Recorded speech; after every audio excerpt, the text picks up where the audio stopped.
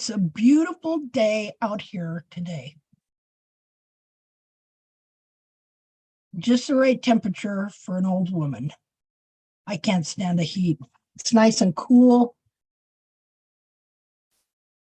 Okay, well, hello YouTube. We're live doing our Hoofcast, and we're going to be with Jessica today, looking at her horse's feet and trying to figure out what's going on there and how we can help. Now, okay, let's see. I'm going to mute YouTube. Then I'm going to, just a minute, copy it and go post it on our group page. So hold on. It's a little different. I made the mistake. Hi. Can see me partially. There you go. Okay, where are we at?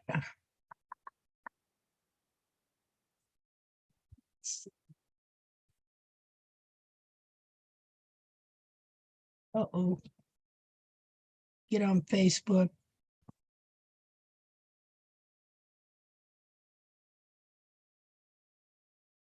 You entered an old password. Well, okay. Let's see. Maybe that's right. I'm not on this one. What is my new password? I don't know it. I'm not going to post it. I'll just run it on YouTube and post it later because I don't want to go through all the trouble. Oh, well, I got to have that to be able to, hey, will you guys do me a favor?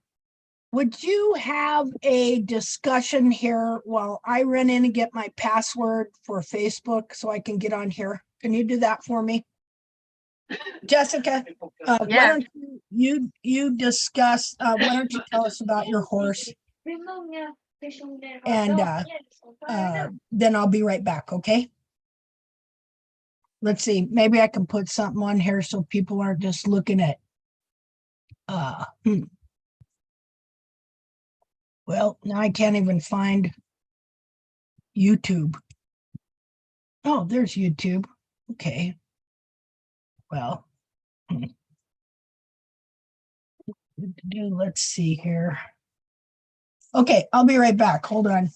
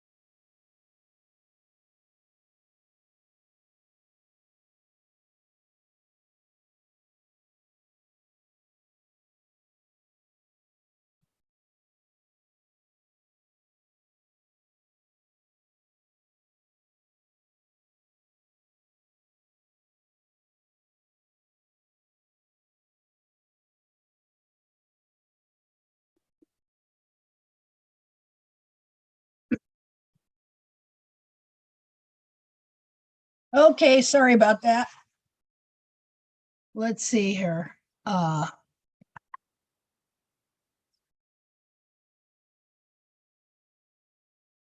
Man, too many windows.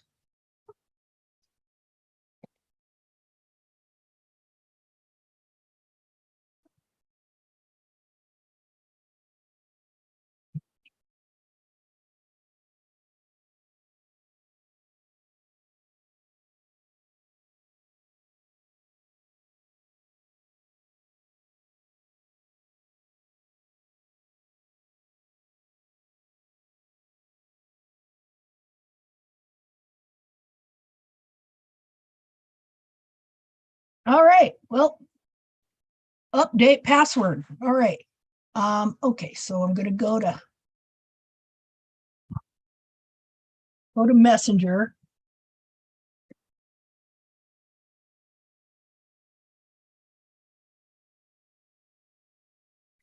You know, they got this new deal. Has anybody noticed this new thing they got going with Messenger? Uh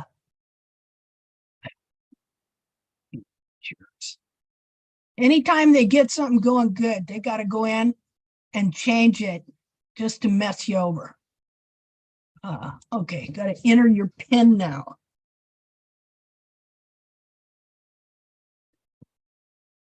Oops.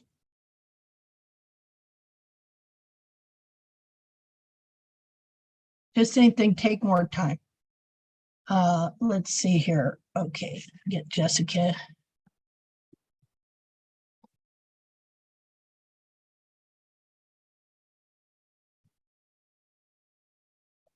Okay, well, it's not wanting to give me my.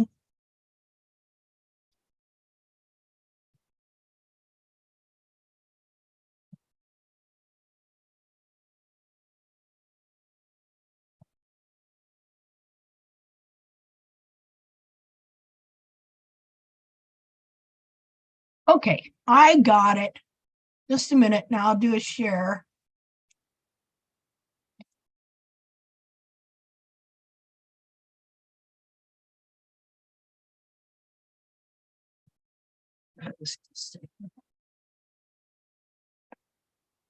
Screen share. Think it's there. Okay.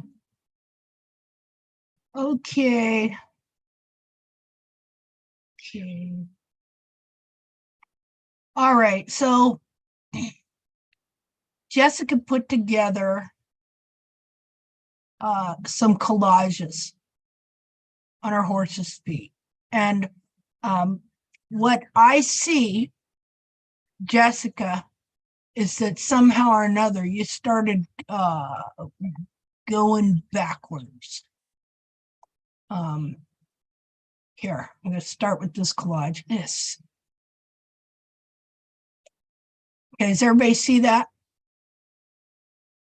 Hello? Can people hear me? Yeah, Linda, we can see the picture. Okay.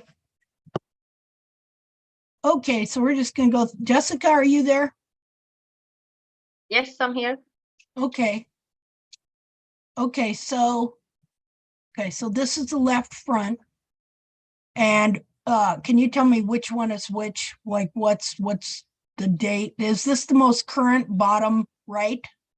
Yeah, the one to the right are from April now, and the one to the left is about a year ago, last summer, Okay. May.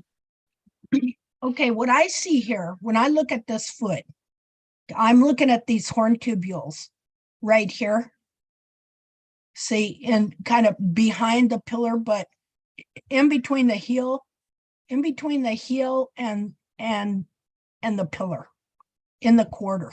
You see them? And here they look like they got long and took over right in there. Just a minute here.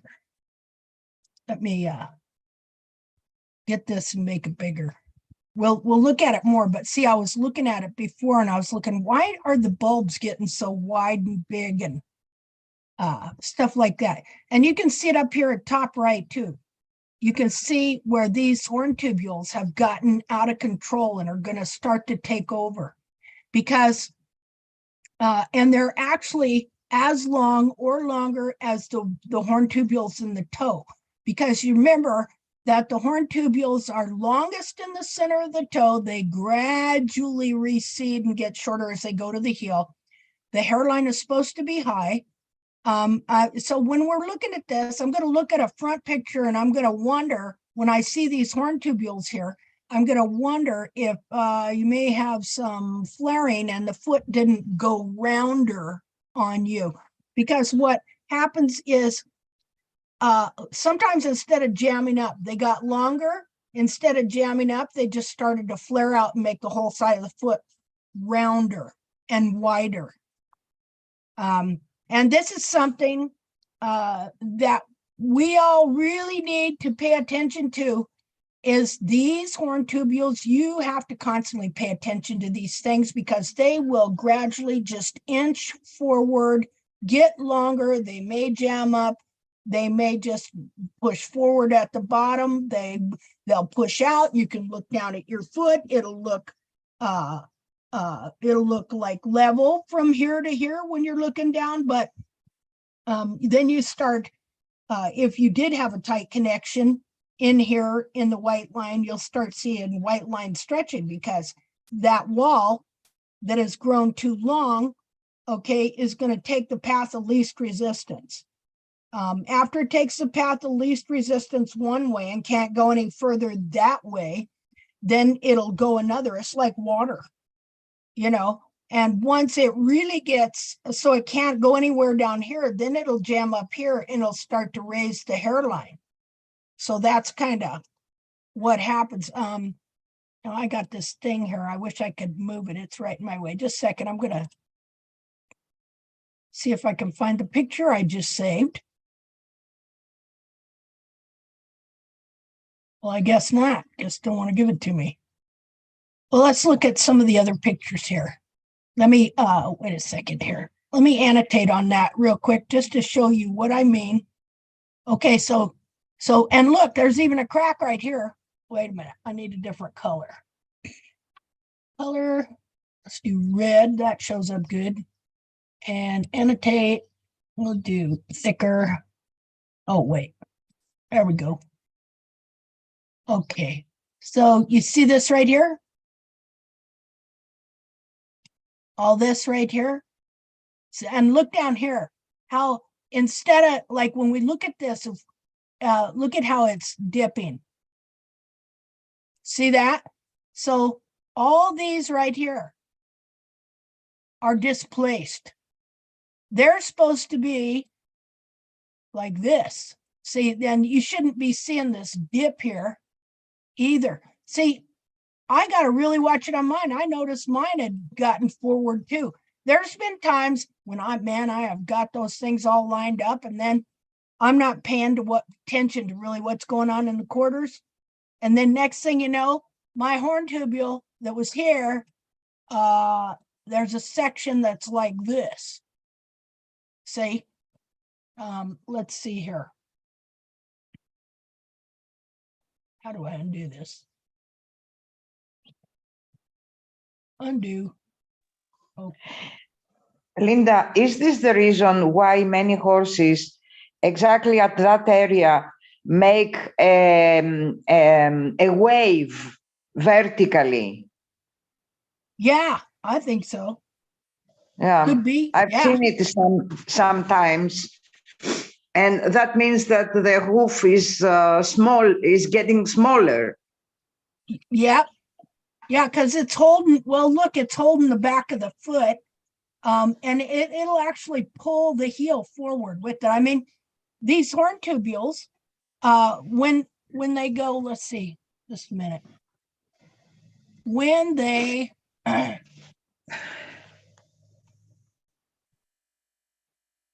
like this horn tubule here, okay, if it gets pulled forward, all right, well, all these are attached to it.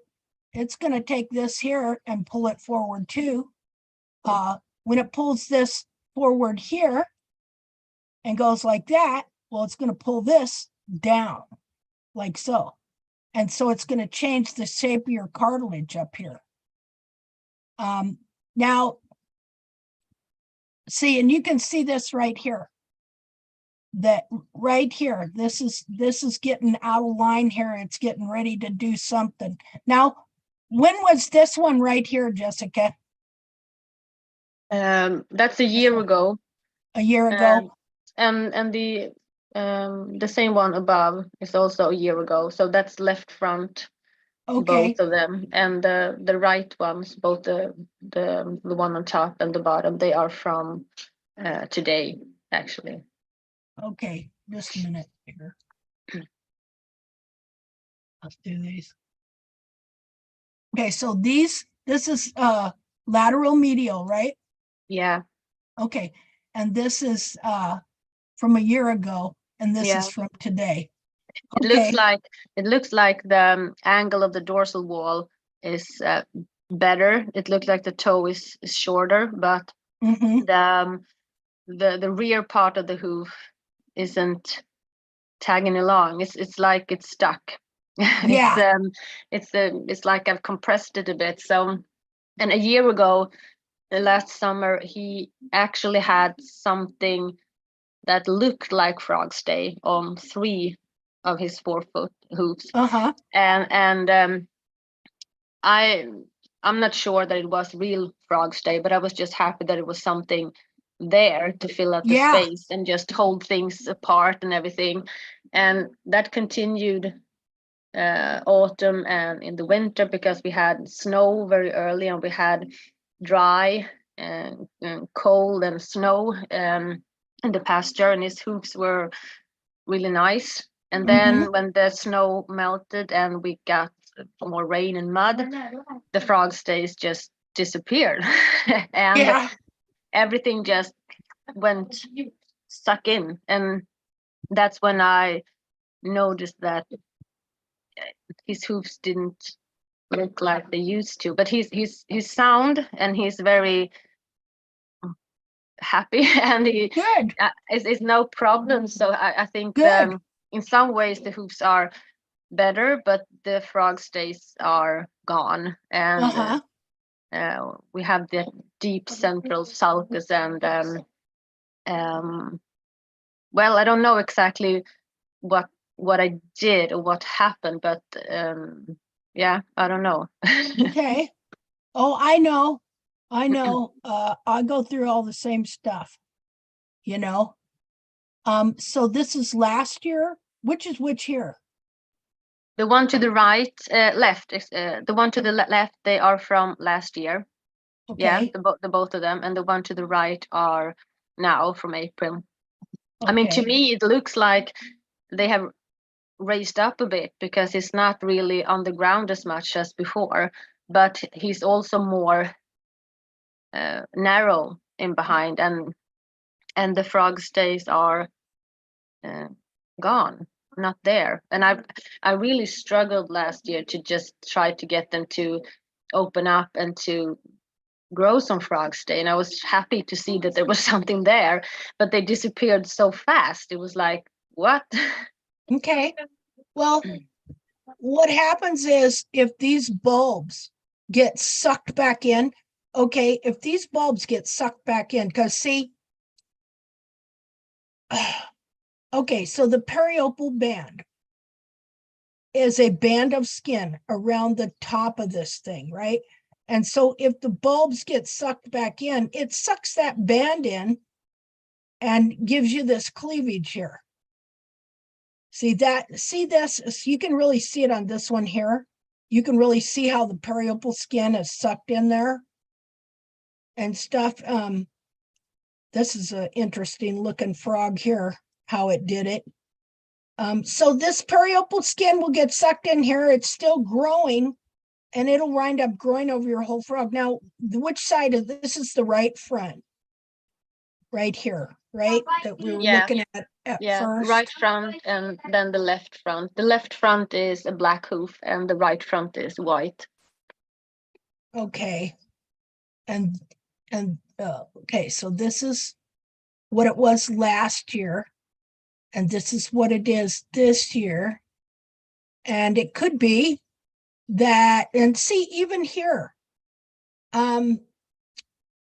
you can see it's dry, so you're not seeing the reality of what you really got here.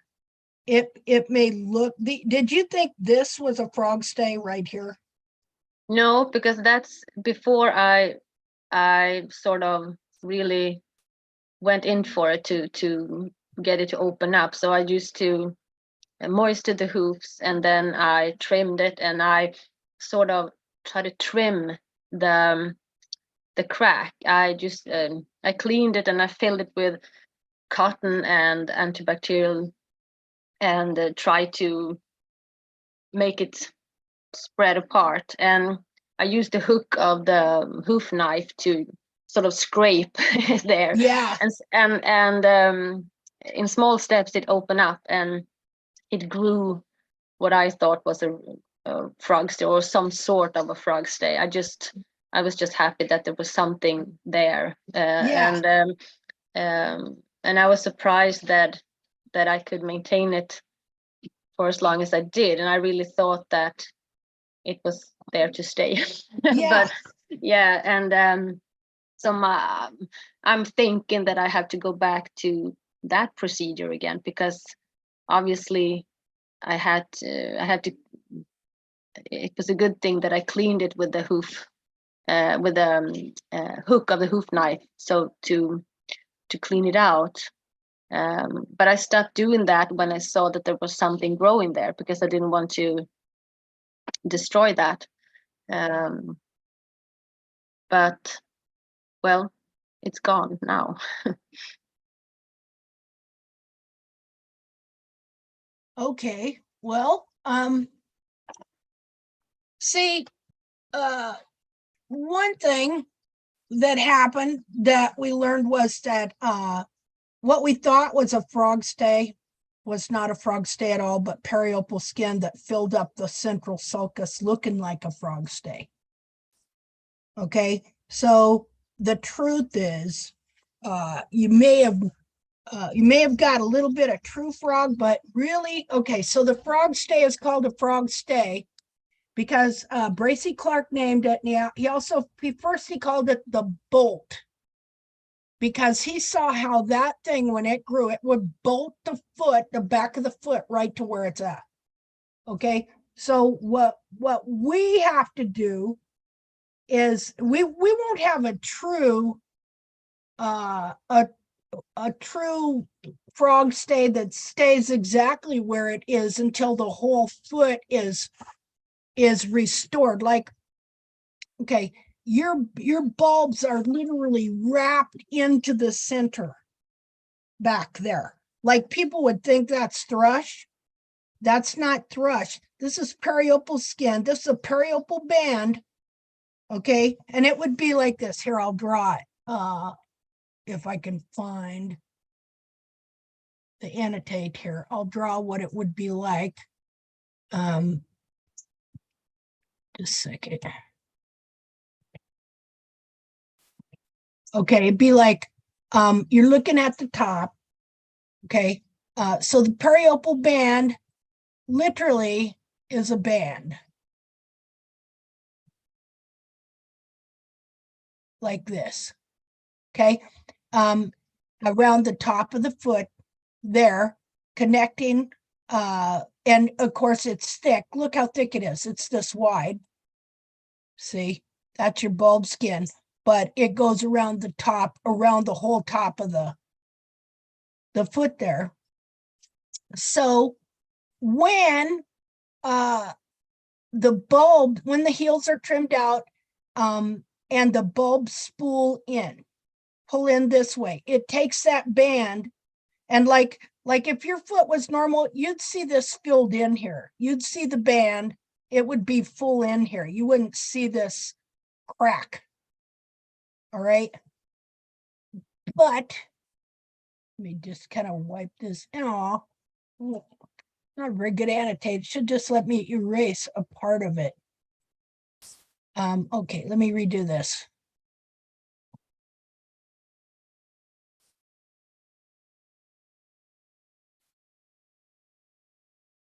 I did a better job that time anyway. And remember, the band is like at least that thick on the side of this foot here. So when these bulbs get spooled in, it goes, that band goes like this.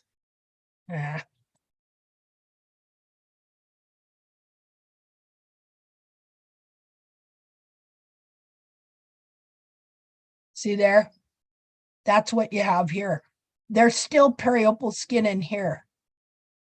And that would be where the central sulcus is, because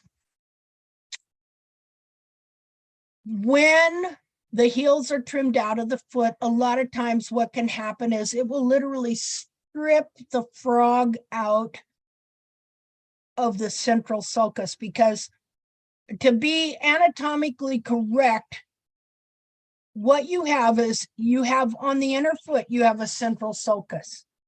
That central sulcus in the frog corium that also runs between the bulbs there, that grows the frog stay. That's where your frog stay grows from. And so technically the frog stay is just frog, and it technically is growing from your central sulcus.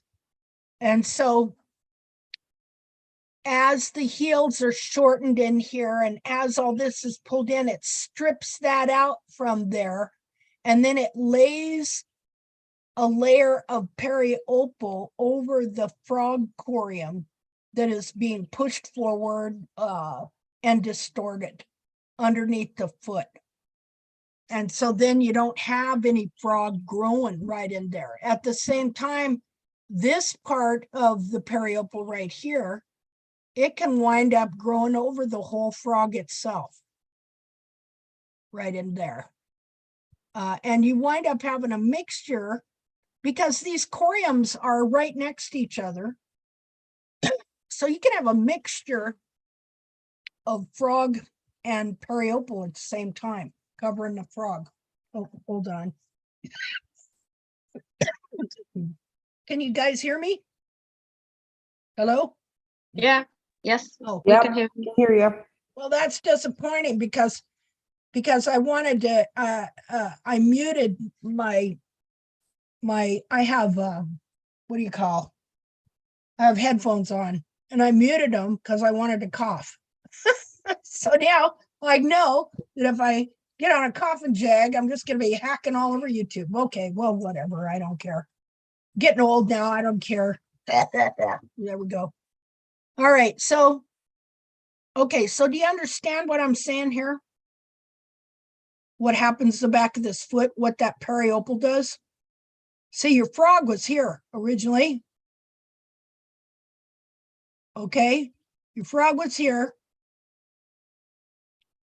And this periople should have just covered the back of it right here is all. But when the heels are trimmed out and the bulbs get pulled in like this, that periople just comes in there and covers over that. And then it'll stay, a lot of times it looks solid here. You don't even know that's happening. But like here, because it's wet and things have expanded, you're seeing this crack here, which is not a crack. It's just where that skin has been pulled in that way. So, you know, I really trimmed down my frogs to get rid of that. And eventually grew real frog. But it's something just like the horn tubules on the side that you always have to be watching, because it's really amazing how easy these bulbs will literally curl in like a scroll or a spool or something like that. Okay, so let me undo this. Let's look at some more. Okay.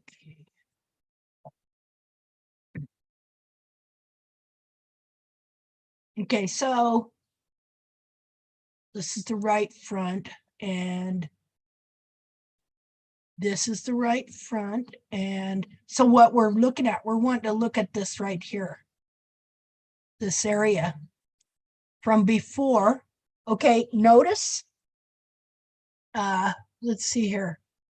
Notice the difference in the way the bulb looks. Do you see it? Let me draw on it. I wish I could, let me see if I can get a better picture.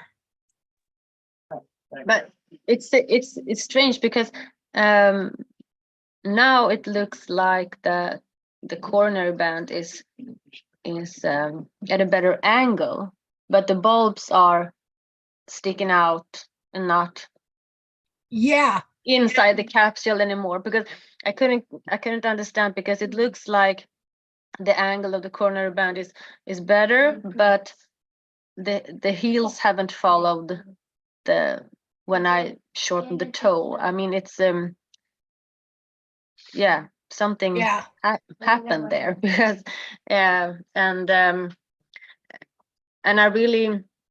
I'm trying to You want to figure out understand what went on? what I did, because I don't think I've changed that much in my No. trim, or maybe I have, or I've missed something, and the weather changed and things Yeah, went on in a in a greater speed than I could yeah. Well, see or handle. So because I think the angle of the dorsal wall is better, because mhm. it's like they the dorsal walls have come in more, and the toes look better, but I Yeah, can't see the same change in the back of the hooves, because the back of the hoof haven't progressed in the same way. yeah. Well, and so it goes back again to these horn tubules in the side here. Okay, they took over. Like here, when you took the toe back, and then you didn't realize you needed to deal with these horn tubules in the side, the toe got steeper, but it pulled back. Look how it got steeper. Your wall's steeper, okay? But that means that your wall came back and it pushed the coffin bone back this way, okay? And it literally kind of bent the foot inside there because you didn't deal with this here, because then it bent the foot, it pulled the back in and down, and the front back and the sides out and stuff. Let me see these stupid tubules over here. Look at here. Wait a minute. Let me find the annotate button here. Okay. Okay, so you see this horn tubule here? It's longer than your dorsal wall. See? And so this area of the foot here took over and distorted your foot. Let's see here. See that area right there? This Yeah. whole area took control. What should have happened was that all of this, let's see here. We'll do it in blue. All of this here that was up here, and see, it was up. It took, when the toe came back, these other horn tubules didn't get shortened up and come back. And they didn't get beveled so that they could, and get shortened up so that they could come back too. See, all of these should have moved back like so, and then that would have that foot bent internally. It bent in the center, and as it did so, it pulled this down, because see, these should all be gradually shorter. You've got good heel height right here. See, that's good heel height, but all of this right here took over and got long where it shouldn't have. And you can see too, notice the color change in the foot. You see this brown? That's from stress and tearing on the lamina. This is causing stress and tearing on the lamina, because see, it didn't have it in this other foot. See, the other foot was looking good and coming along, but when the toe came back and shortened up, and then these didn't get shortened up and move back, then it bound your foot. And so since it's bound your foot, then the back wants to bulge out. is what's going on here. It did stand your heel up some more. Of course, some of this is angled too. Are you understanding what I'm saying here? Yeah, I can see it because yeah, I see it. And it's strange because you really try to bevel the wall when you trim the hoops, but obviously I missed it. Oh, well, yeah, because yeah. see, and here's the thing, you are beveling the wall, but you're just doing a normal bevel. Okay, you have to do a corrective bevel here where you absolutely got to give these things room to move, and then you got to pay attention to them like every other day to see what they're doing. But should I bevel to the white line or behind the white line? You can bevel to the white line, and it also might be a case where you needed to take the toe pillar down. See, Yeah, I've been doing that a lot because he had sole buildup in the toe and in the pillar, and so I really had to take the toe down a lot. Okay. Okay, then it'd be this. Look at this. Look how long that horn tubule is there. See, that thing's sticking you right there. You know, and it's causing leverage on this whole area. When you guys see hoofs that are colored like this, that is actually you know, these hooves they might as well be liquid. I mean, they move that much. They're so alive. They're so full of moisture. And so when the lamina is pressured and tearing on the inside and bleeding, you'll see it come out in the foot like this. Sometimes you'll see it, it'll just be red. But after a period of time, you know how blood dries? What color is it when it dries? It's dark brown, right? And so you'll see this on these feet like that. You won't see it on black feet, but it's there. Okay.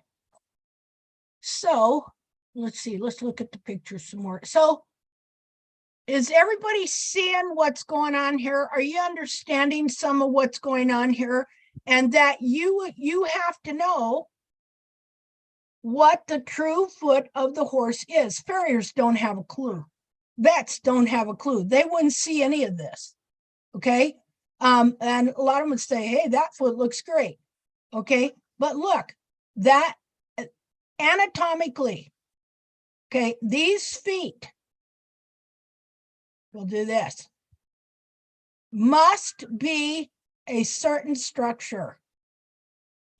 Okay, must be longest here, only slightly gradually getting shorter in the horn tubules back to here. See, that would be gradually getting shorter. That's the true structure right there. So if you look at the side of your foot and you see that these ones here are like that, but all of a sudden you're reading this horn tube, you'll hear us decide to move up into here. See? And so then of course they don't move alone, you know, and of course if it's moving from here up to here, what's it doing? It's pushing all the ones in front of it forward too, but you're continuing to bevel them so you don't notice it, that they're displaced. See, these are displaced as well. They're just shorter. I just realized that. I learned something here. I never thought of that before. They are displaced. It's just that they're shorter and you've been trimming them to look normal. See, you learn something when you do this stuff and you're talking with people and you're drawing these things, and you get more and more and more understanding about what is going on. So, okay, well, that was cool. That was awesome. So, okay, so anytime this horn tubule here decides to move forward, it's going to push into something here and it's going to drag something with it back here. See that? And so, but you continue to, and when I say you, I don't mean you, Jessica, I'm saying all of us, we continue to trim the toe normal, and from the bottom, we could look and this would look flat. We wouldn't know it was actually longer. It will look flat because see, we're slowly trimming as the foot is growing. We're still slowly trimming it like it's all normal. When pieces are growing out of shape and moving into other pieces and pulling other pieces. And so then, you know, over time, this piece gets right here. Well, what happened to the piece that was right here? Well, by George, it moved it up here. Okay, but you don't know it because you've been trimming it down, trimming it down at every trim, a little bit. And it's, so then look at, it pulled all of this. It pulled all these horn tubules that were back here. It pulled them all forward with it. See? And of course, then what happened to this part of the foot? You were trimming this part too. Okay. This part's connected to this part. And so as this part got pulled forward, then it pulled this part down. So it's different. Even though this part looks down, it's actually in better shape. The foot was in better shape here. And the bulbs, the cartilage, everything, than it is here. But but see, even here, you didn't realize that gradually this whole area of the foot was slowly going to take over. Let's see here. Let me undo all this.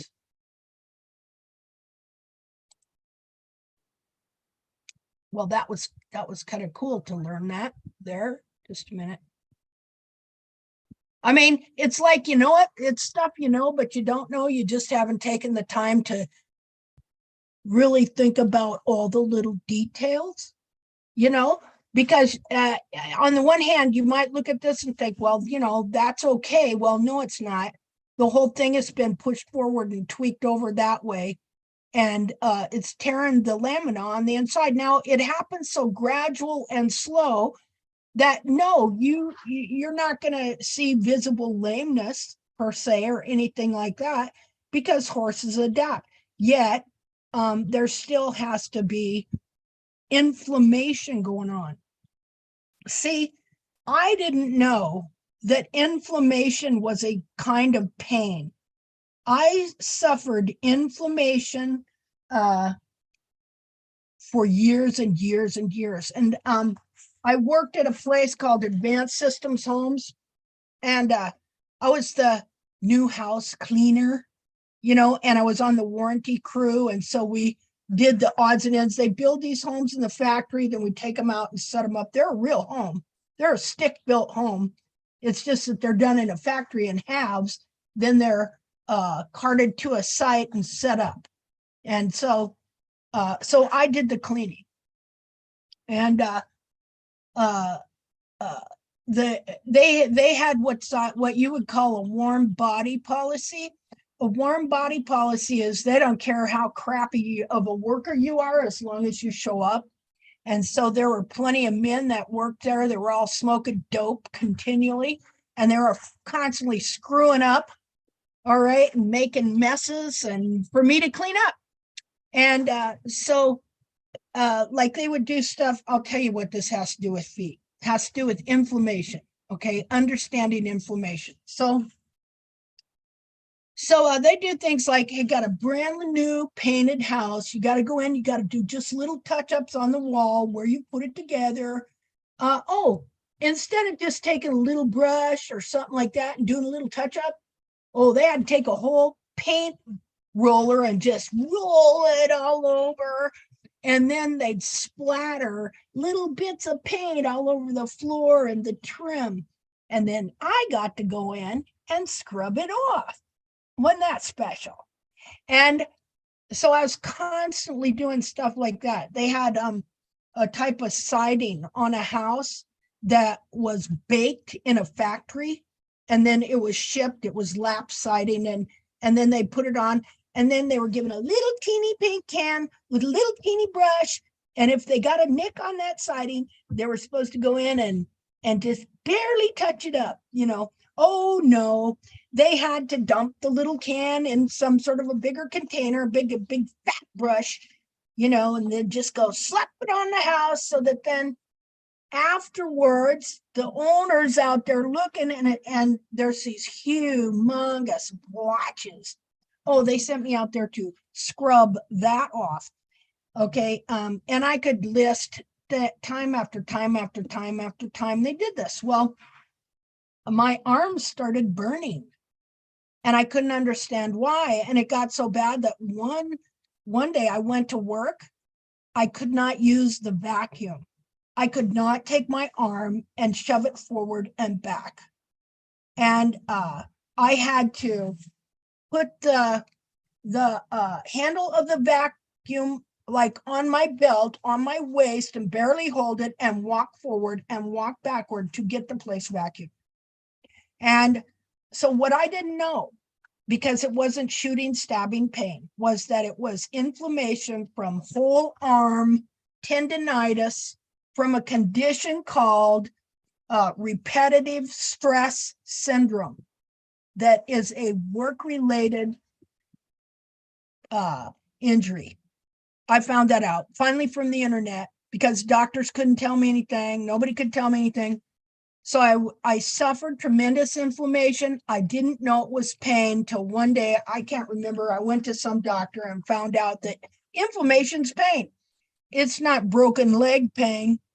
You may not limp, but if it gets bad enough, it's going to affect your performance.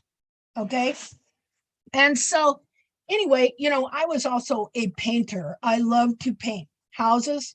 Okay, so I couldn't paint anymore because I could not take the repetition anymore. It totally destroyed the melanin on my tendons, the sheath that your tendons slide up and down so that, you know, you got this smooth movement. And so even today, if I do too much of that repetitive scrubbing, okay, literally I was wiped out. Do you understand what I'm saying? Like, you know, you say, man, I'm wiped out. I'm just tired. No, I'm pretty sure that you only have so many wipes in your arm and in your hand for a lifetime. And I used them up. So anyway, so I learned about inflammation and I've learned more about inflammation the last couple of years because I realized that that created a lot of stress because here's what happens. Okay. And I relate this to horses. You don't think about it, but it's instant that when you have a certain type of injury that causes you constant inflammation, which is a type of pain, okay, and then you understand what you got and you realize that it might keep you from working. Well, you may not think of it, but it goes like this in your head. Okay, so I've got this injury, it's inflammation. It could cause me to not work. If I don't work, I'll starve to death. Okay, that's the way it goes. I'll be homeless. And so then you have stress of that on top of it, right? And so the pain of inflammation and stress can lead to all kinds of other physical problems. Well, these horses, okay, they may not, and I doubt if your horse is suffering tremendously or anything like that. But what happens is this inflammation, okay, even though we don't see overt physical signs, like I have the same thing in my feet with plantar fasciitis. However you pronounce that. Okay, I may not limp, but my feet can be in a lot of pain from inflammation. So anyway, that's what's going on with horses as well. They're suffering a lot of inflammation, even if we don't necessarily see it. And you can see the inflammation or the tearing of the lamina in this foot from, well, you can see a little bit of red going on right here. Do you see it? Right in there, just the pinkness of it. It's a little more pink, you know, because see, you see that crack? See, these horn tubules were starting to get out of alignment right here. All right. And then finally, they just took over right here and they changed the whole way the foot looks. There's a bigger bump here. This is pulled down more. The bulb is sticking out, got bigger because the capsule got smaller. See there, it got smaller from front to back. Does that make sense, Jessica? Yeah, yeah, I think Okay. so too. Yeah. Today looks is like story it's day, I transformed. guess. You can see the red in the foot already here. Okay, but now here, that red is turned into that funky brown color. And you can see how the horn tubules, the angle of the horn tubules changed. See how they were pulled down? Look how they're more narrow here and wider back here. See, I don't want to disappoint you here, but you were in a good place here if we would have could have caught that and could have started, you know, working on these to kind of get them in line and bring them back. This foot would have just boom, boom, boom, come right along. And see, I've gone through the same thing. Okay. Even though I know this, I forget to look at those horn tubules on the side. And then the next thing I know, they're taking over my foot. See? You have to stay on those horn tubules. And here's something I think, you know, see, I don't know, did you experience this that has anybody experienced this, seeing the whole toe naturally back up about 1/4 of an inch every so often, to where even the apex, the true apex of the frog, like you come out, you've been trimming it the same, doing the mapping, doing the basics, you know, and then you come out one time and it seems like the whole foot shifted, like that your true apex actually moved back 1/4 of an inch, that you're able to just easily take your toe down and bring it back 1/4 of an inch, that the whole foot is shifted. Has anybody else experienced that?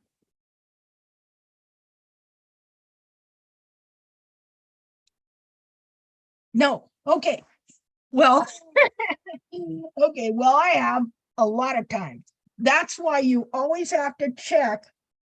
Well, not always, but I'd say every, you know, 3-4 trims, whatever, you want to recheck on where your apex of the frog is. Now, obviously, you were doing something here because that toe came back good. What were you doing to bring that toe back? Were you thinking the toe needed to come back, or what happened there? Well, I when I took out the true apex of the frog, it backed up. I noticed that the true apex of the frog sort of, how do you say, went It back. backed I up. mean, it backed changed up. position. Well, Yeah, it that's did. just what I was talking about. So What is, speak up there, girl? yeah, yeah, I was Thought I was thinking alone. about it, and I was like, well, maybe that what's happened to his hoof, Yeah. because I had to dig the true apex out, and I Yep. like, yeah, it shifted back. So Yep. when I measured the toe, I could take the toe back more, but I thought I was working with the whole hoof, but I was maybe paying more attention to the toe than to Yeah. And the heels. yeah, and the Yeah. heels. So yeah. Yeah. Yeah. Okay. So yeah. So you experienced exactly what I have experienced multiple times. See, and seen in these feet. Yeah, because see, what's happening is your whole capsule is shifting back to bring the whole sole back under the foot where it's supposed to, and lift the whole back of the foot up and get all of these horn tubules in alignment where they're supposed to be. Now, sometimes you're going to be growing in some back here as well. Now you had a good growth here. You this was looking really good, and you still got some, it looks like some pretty good sidewall heel here. But I think, but again, when the toe came back, that pulled that coffin bone back and bent the foot up. And of course, this just took over right in here. So let's look at some more here. Does anybody else have a comment? I'll take a drink of water.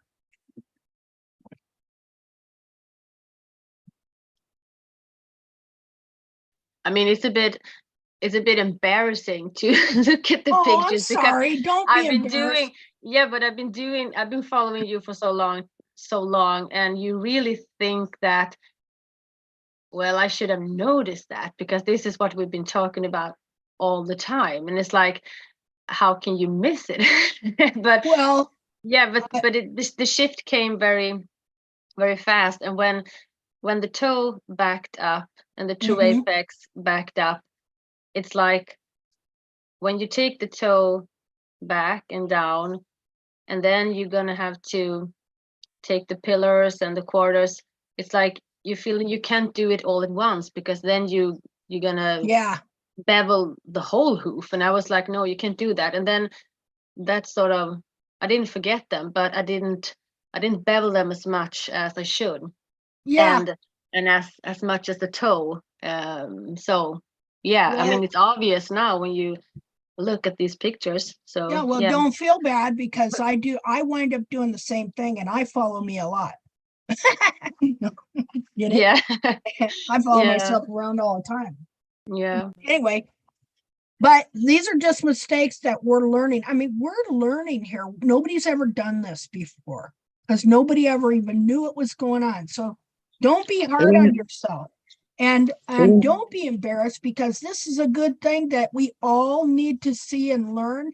And see, because we were sitting here, I learned some more while we were sitting here. I came to understand some more about how these horn tubules, they're pushing forward they pushed these ones forward and they pulled those ones forward. I mean, so see, I'm seeing more detail, and the more details that we learn, the more we're going to be able to explain it and understand it, So you're a vital part of tact and a vital part. You see what you are. You're an independent researcher doing case studies.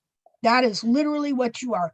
And you are so valuable, and I'm so grateful for your participation. And I just want you to know that. And you have nothing to be embarrassed about. It's funny, though, how we are embarrassed about our feet, because I feel the same way. I was wanting to show you Valor's last trim that I did and what's going on there, because his hairline's getting super high and back, but his heels are still very curled in. But I can't find my camera. I don't know what happened to it or the thing in it. So don't feel bad. Just know that what you're learning here, everybody's going through the same thing. Okay. Yeah. Thank you. Okay. So, okay, well, let's see. I got a new share it here. And now we're going to look at other stuff to confirm what we're seeing. One thing would be good to do is when you take some of these heel pictures, take from a further distance back so you can see the whole pastern and part of the cannon bone. Okay? Yeah. Linda, I have a question. Okay. How do you correct in this moment, this situation? I would start taking this area down. Let's look at take a look at a sole view. Just a second here.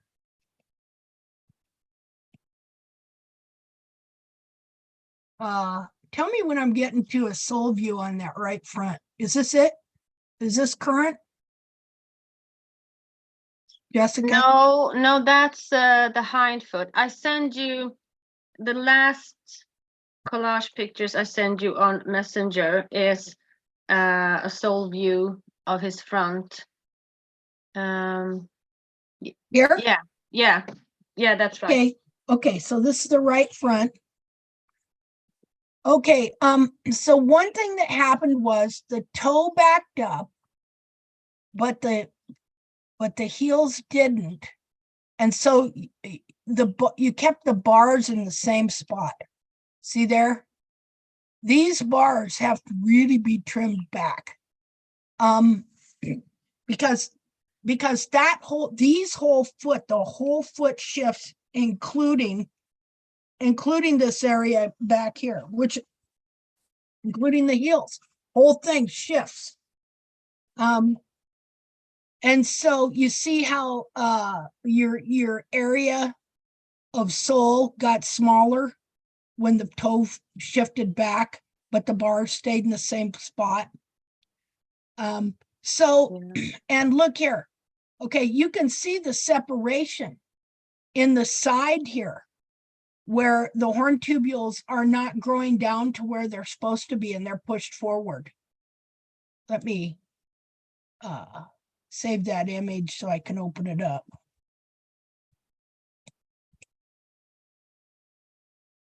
Just a second, new share.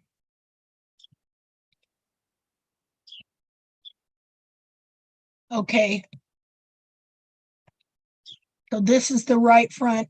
And again, look, you can't get, if you were to rasp this down, see, now when she trims, and when I trim, when anybody trims, when a foot's like this, you're going to see that the foot may look pretty level from here to here, but you can't get a level foot and get a tight white line. You may not find a tight white line in here at all. Let alone if you rasp down, and then it would make an arch in the side of the foot, right? So you see it over here too, that there's still that white line separation. And why is that? Because the horn tubules on the side of the foot or anywhere, they're supposed to grow down in a specific spot and meet up with the sole at a specific spot. And then they join together and they grow down with that glue, that biological glue that makes the white line that's really yellow come adhering the wall to the sole. And that's what gives you a tight white line that when you rasp down, you'll see it, or what I call a clean white line or a tight white line. Oh, hold on now, I got a cough. I don't want to.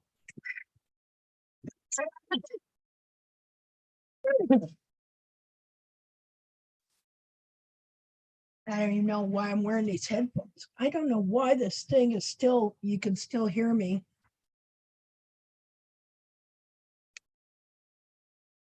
Oh, well, just a minute. I'll be back in a second.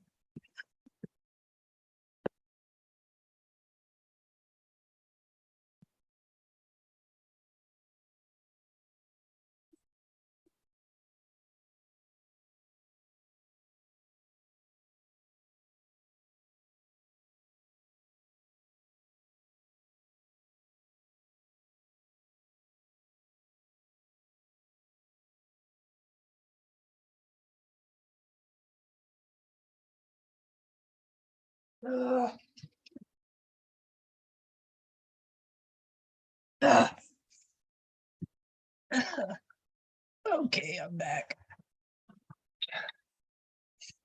We all know the worst part about having to cough real hard when you get to be about 68, don't we? Okay.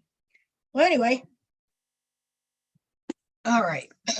Oh, God, I hate that. See, I can't mute anything on here. I don't know why that is. All right.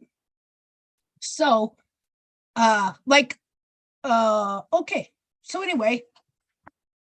So I should really take the bars down even more, because on the right side, the pictures to the right, I thought I was really digging them out. I mean, in some places there was redness and I didn't dare to go any deeper because I really dig.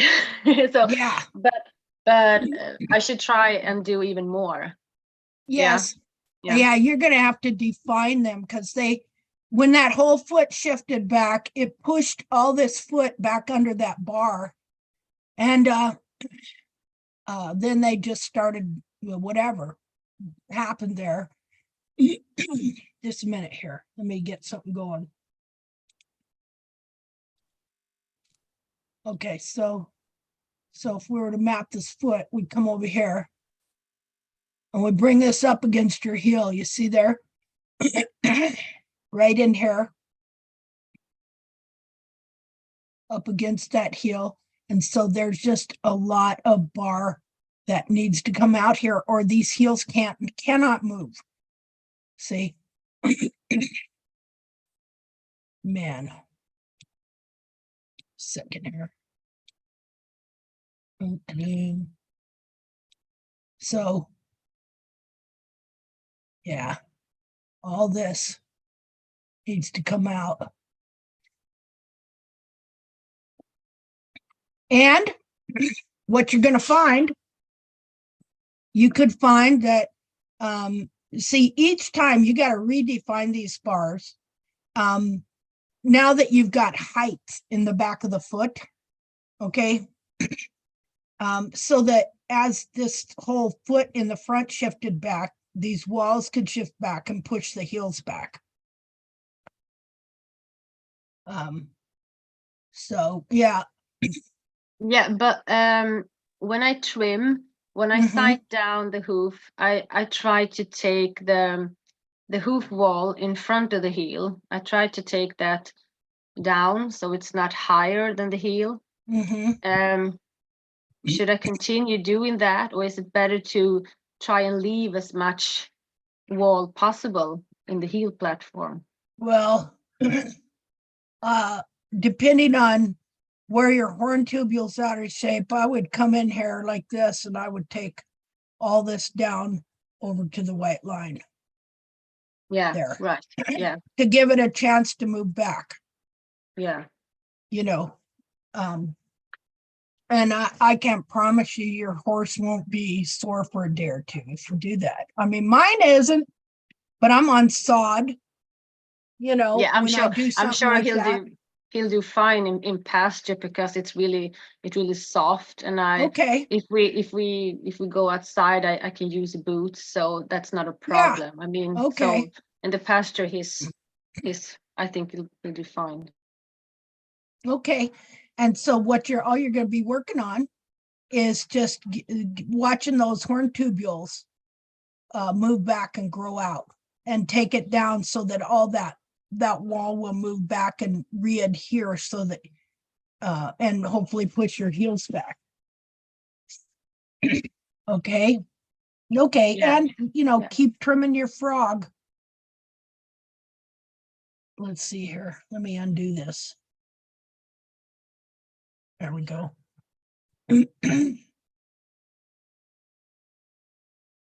Okay, let's take a look here. This is the left front.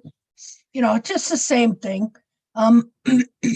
You want to map. Make sure to map your bars. Okay.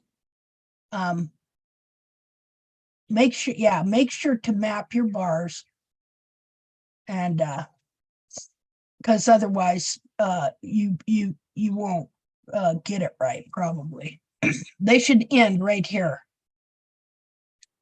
See, bars will hold the heels right where they're at when the whole foot needs to slant back. And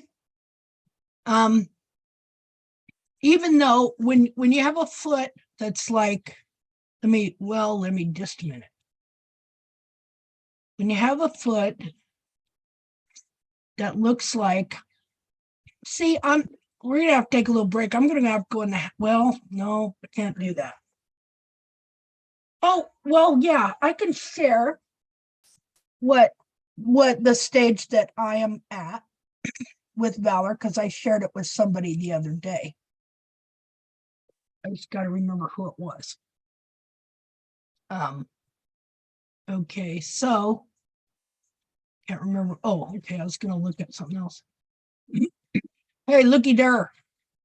See how we are? We even correct the logo when it's not anatomically correct. I don't know why I didn't realize that's not anatomically correct. That foot is foot bound with a fat frog. So I lengthened it. Wish it was that easy, you know? Okay, so one thing, like I did this markup for Jessica the other day to show how it changed the what would you call it? The amount of sole space on each foot when the toe came back, but the heels didn't. Yeah, I actually went back to the stable and trimmed the bars after that. Okay. After that picture, because I saw the bars were too overgrown, too big.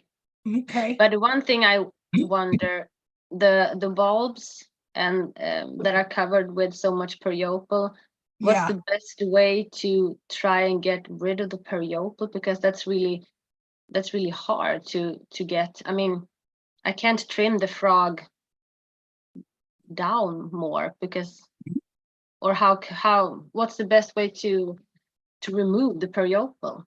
Well, you don't want to remove the periople on the bulb like here. So you've got this. I mean, you can't really remove that. It'll just have to expand. It'll expand on its own.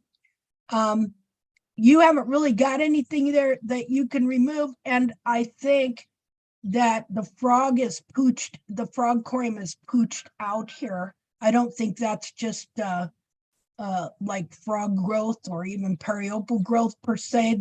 That's kind of the frog pooched out, like the frog corium being squeezed out and up. Yeah. Trying to see here. Let me go back. See now, when you look at this, this foot over here, that might have been periople covering the frog there. You know, sometimes it's hard to tell. Let's see here. It's easier to see now because I've been cleaning the hoofs a lot with water, then the periople is very visible. Yeah. So yeah, I've noticed that it's gotten wider, and yeah, I've been trying to sort of scrape it out, but yeah, just let it be and just try to make the foot. Yeah, I mean, there'll be grow. times when Mhm. maybe you'll get it in to take some off. See, we're just still learning so much about what to do when, because it's a hard call. You haven't got a good foot to begin with, or a correct foot, right? And so it's not like you can do something to make it correct right then.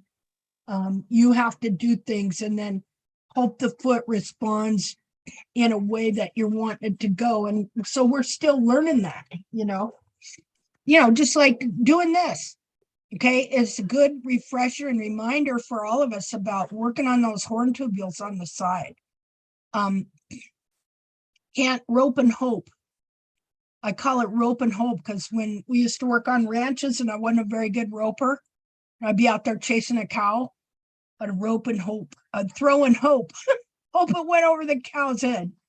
And that's not a very good roper, So you can't trim and hope. And I kind of do that myself. Okay, I'm just going to do the mapping and do a basic trim, voila. No, you have to look at the horn tubules. What else do I need to do here to get stuff moving in the direction I want it to go? Yeah, if anything ever needed to be maintained by man, when it can't run out in the perfect environment on its own, it's the foot of the horse. So this is the left front. Okay, so we can see the same here happened. And even though we might look at these horn tubules down here and go, well, they're not that far forward, but why aren't they forward? They were forward here. See them? And look how much expanded. You can really tell on this foot how much more expanded your foot was, right? Than it is right here. You see how your foot is crunched up and smaller from front to back in this one than this one. And so we could look at this and we could go, well, they don't look that much longer, not like the other foot. So what happened here? Well, it's the same, only as the foot bent on this foot, you're shortening this side a little bit more so that now the capsule is being led to, what would I say? Is just being led to fit that bent, smaller foot. See? And so this horn tubule, it could be straight up and down and not forward, but it's still being made to conform to a foot that has been bent and is smaller. Darn. And I think these pictures are here a real good example of, like, when you talk about the squeezy toy, you can really see how those cartilages are jammed, bulged up. I'd be scared to touch that periople until the capsule gets bigger. It explodes out the back, for sure. Yeah, and we're seeing here too how really when you look at this foot, the foot was ready to come back. Mm-hmm. And so if at the time you would have known about the horn tubules and that you needed to work with the horn tubules so that the whole foot at once would back up after that, then it wouldn't have done this, but now that it's done this, now we just see about how it's going to correct itself and be keeping an eye, Jessica, to see how this works out so we can all learn from it. Okay. Because I have missed these. I can look back through my trim pictures with stuff I know now and see areas where I missed vital times when I could have really advanced, but I wound up going backwards because I didn't know certain things. Okay, hold on, gotta take a break. Oh wait, no, I don't. I forgot. I can mute myself here. Hold on.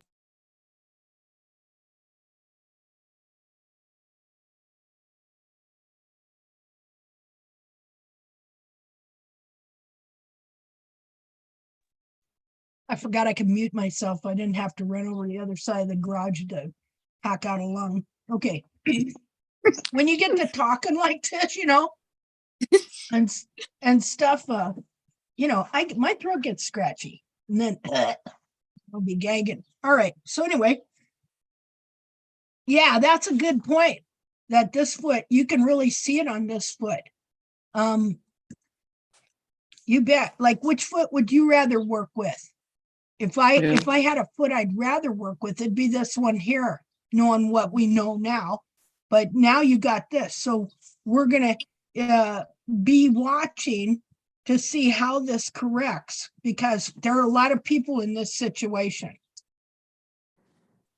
This is why they'll say, oh man, growing heels back don't work, because they'll see a foot have things happen to it and stuff that don't look right. But anyway. Linda, yeah, I've asked this question because 80% of the Greek horses present exactly the same image. Yeah. The problem is that if you ask the farriers to take off the heel quarters, this area there, it's not exactly the heel quarters, but it's near. Yeah. How do they show this thing? Well, see, here's what I think too, and something we got to remember: don't trim the toe for a while. Yeah. Let that toe grow out and get some leverage on it so it can pull this toe back out forward a little bit, and just work on the bars and these horn tubules here. Try that. Yeah. Try that for the next couple trims, and let's see if there's a difference here in 4 weeks.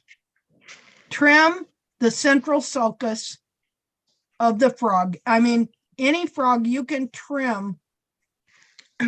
Maybe No, not. this Linda, these horses I'm talking about, I don't trim.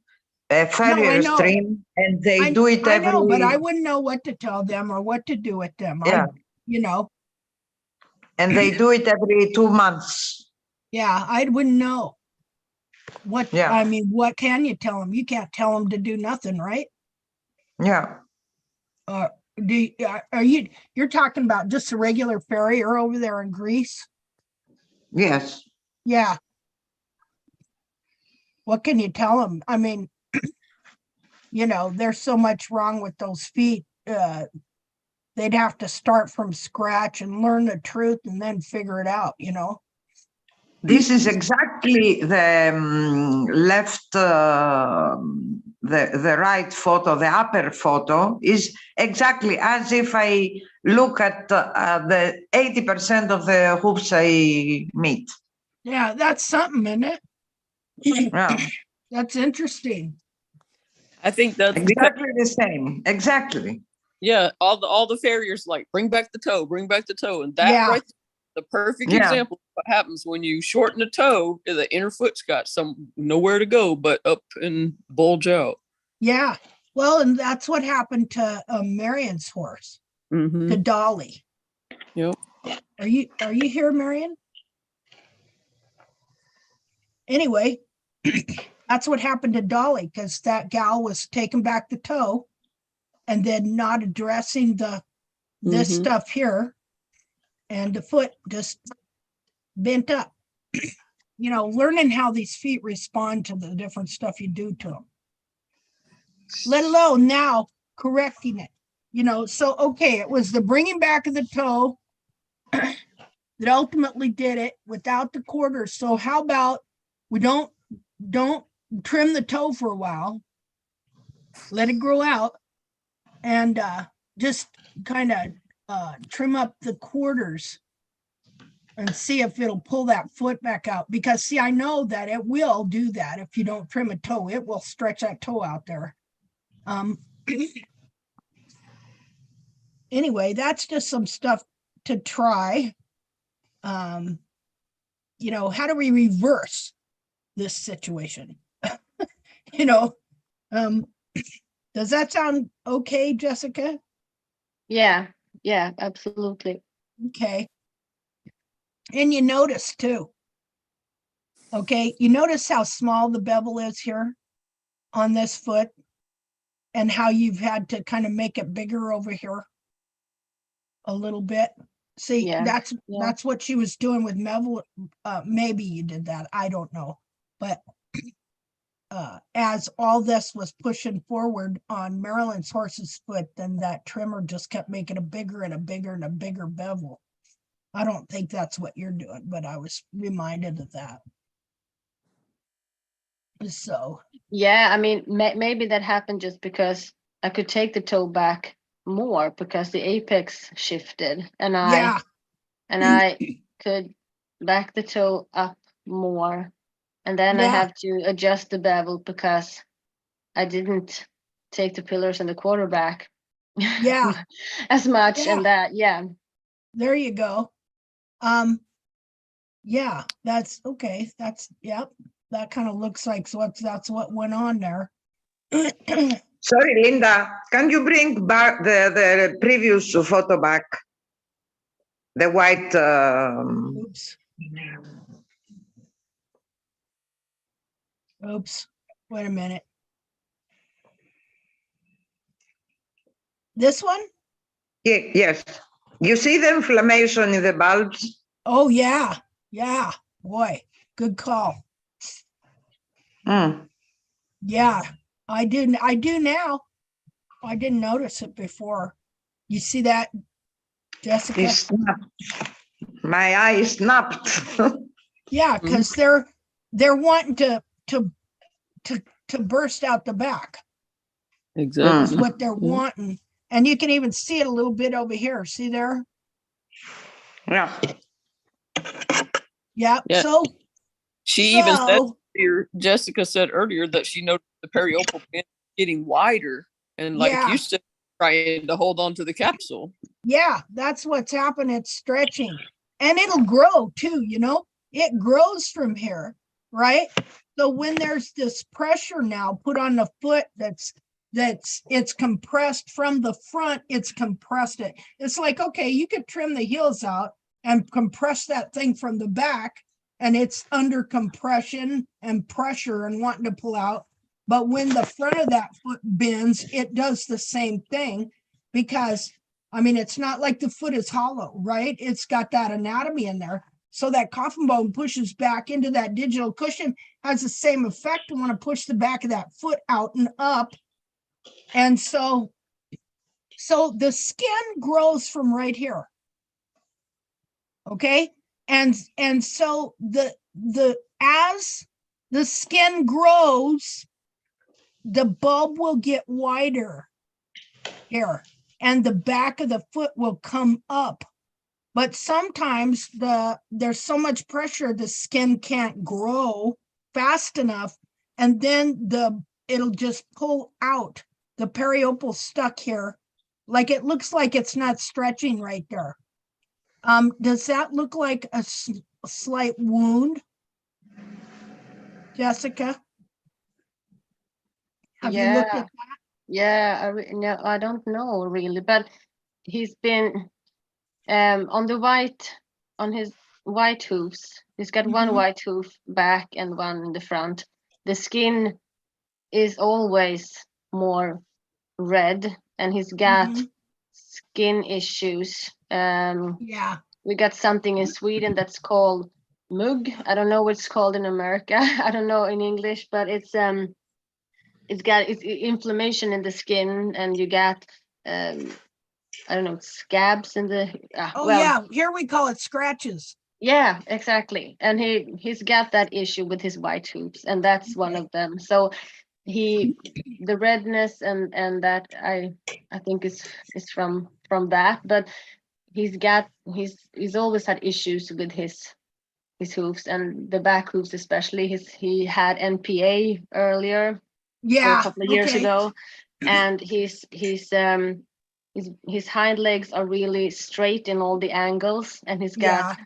stifle issues. Problems. Yeah. Well, and that's all from not having, it's taken me way longer to grow in my back feet than the front feet. They're behind because and stuff. So and so he is still and then on the back feet, for some reason, I never trimmed the frogs much, and they just got atrophied over and periopled over. And so on your back feet, you want to make sure to make a central sulcus, to force it on there, to carve it out. Yeah. Linda? Yeah. Hi, I just wanted to Hi. say that on the previous picture of the white hoof with that little wound, it looks very similar to where, Ellie, who had a very similar foot, where that's split. Mhm. When there's so Yeah. much pressure in the back, that tends to be, and luckily for Jessica, it doesn't look too extreme at this point, but I think that is where it'll split if the pressure's too much. Yeah.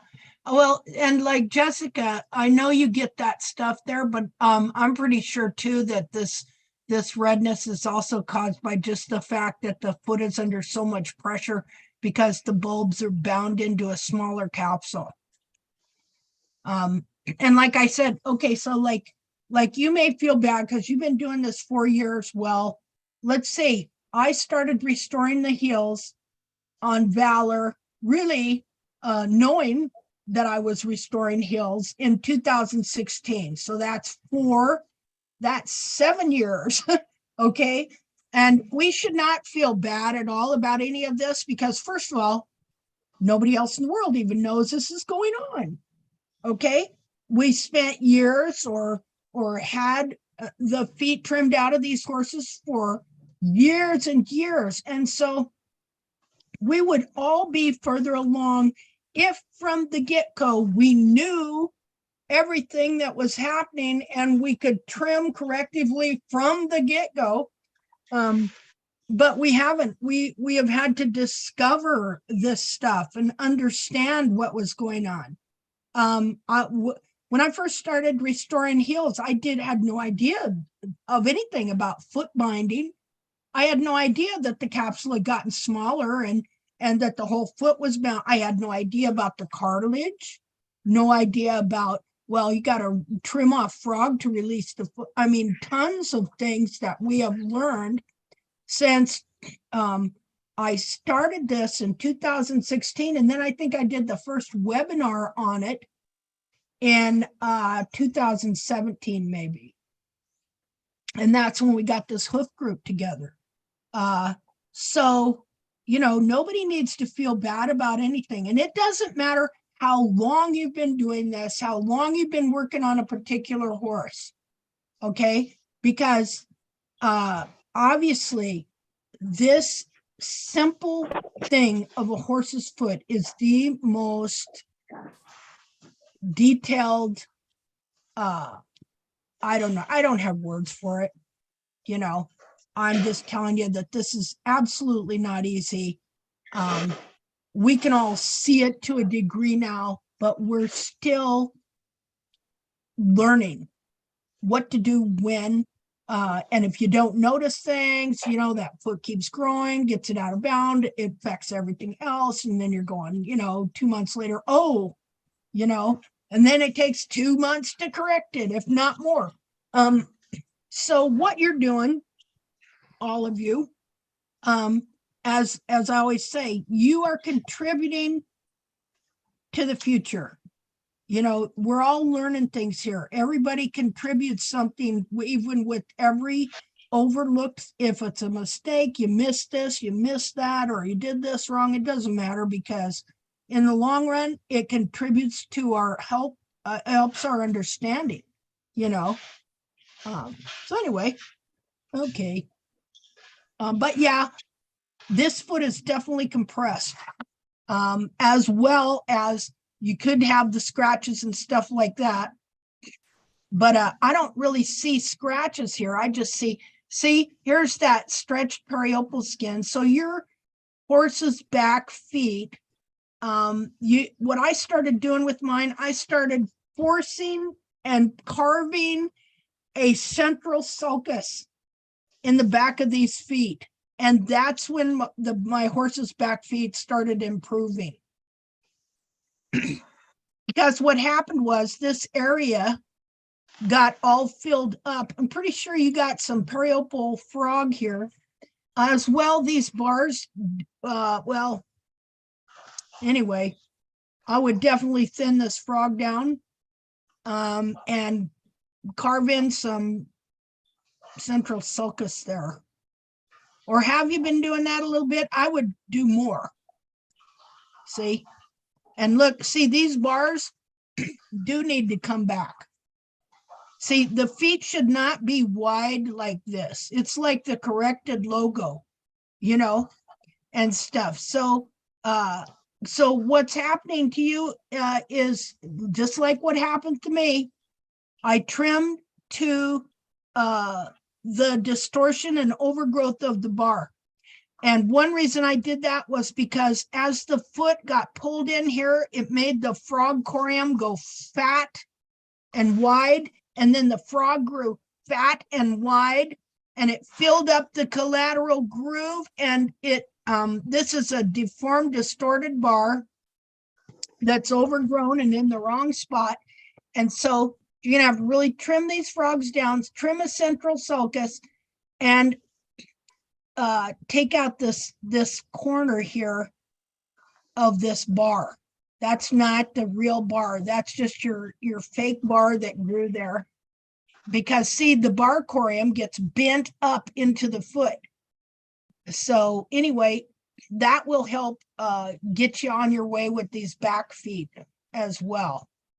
I would not thin down the periople down here or nothing, but keep it so it's holding the foot together, but at the same time, really take these bars down and thin out your frog here. Get it trimmed up good.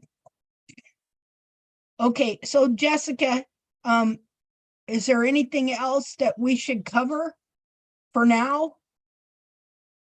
No, I think that's pretty much it. And I will do all those things and see how the hoofs develop.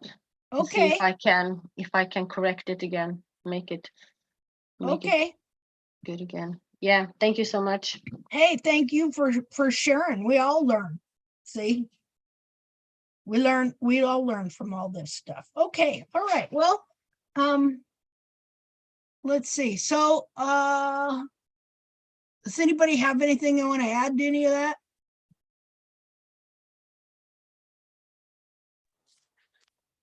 If you want to show those pictures I sent the last hoof chat, and it kind of shows a little bit of this stuff Okay. too. Okay, my- and then somebody just sent me some pictures too of an example of a super wide frog that's like this. Okay, let me see how I get out of here. Okay. That might have been mine from last time. Let's see.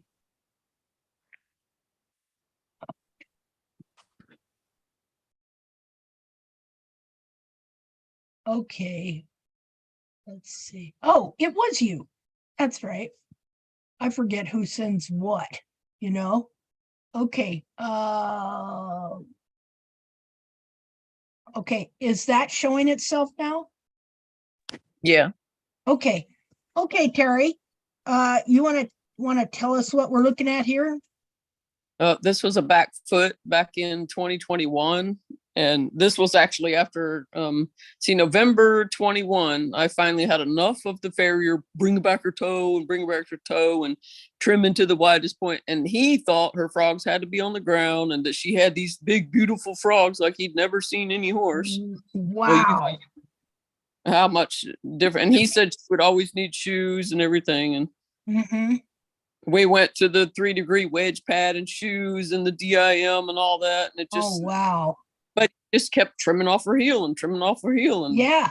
then And bringing taking back the toe. Yeah. And you can see now, I finally, in November 22 was the last time any shoes on her feet. And I fully started doing tact and doing myself. And she's out there right now barefoot, and which I never. That's awesome. So this is when was this picture about? No, sometime in 2021, maybe. Okay. Or like it was a little bit after I pulled the shoes off. Okay. So, like this was already starting to grow a little bit of heel from there was none. Okay. That other picture, yeah, that you see, that's what. Wow. Yeah, that's what. Well, yeah. And so, what's this? The right foot is maybe a month or so ago, a little bit. Okay. Well, what a difference. And see how much bigger her hoof caps, but I'm still, and right now, all I'm focusing on is the quarters and, beveling those quarters and trying to bring bars back. But I'm real careful about getting too aggressive on her bars because then it collapses her heel because it's okay.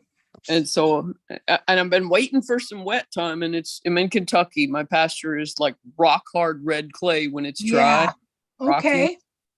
So I have to be conservative until we get a rain, unless I'm going to boot her, then I'll take some bars down real good and boot her, or let it rain and let the rain help things. Okay. Well, this is just really interesting. So you have gotten aggressive with their bars and it collapsed her heel, you say? Well, no, I haven't, because I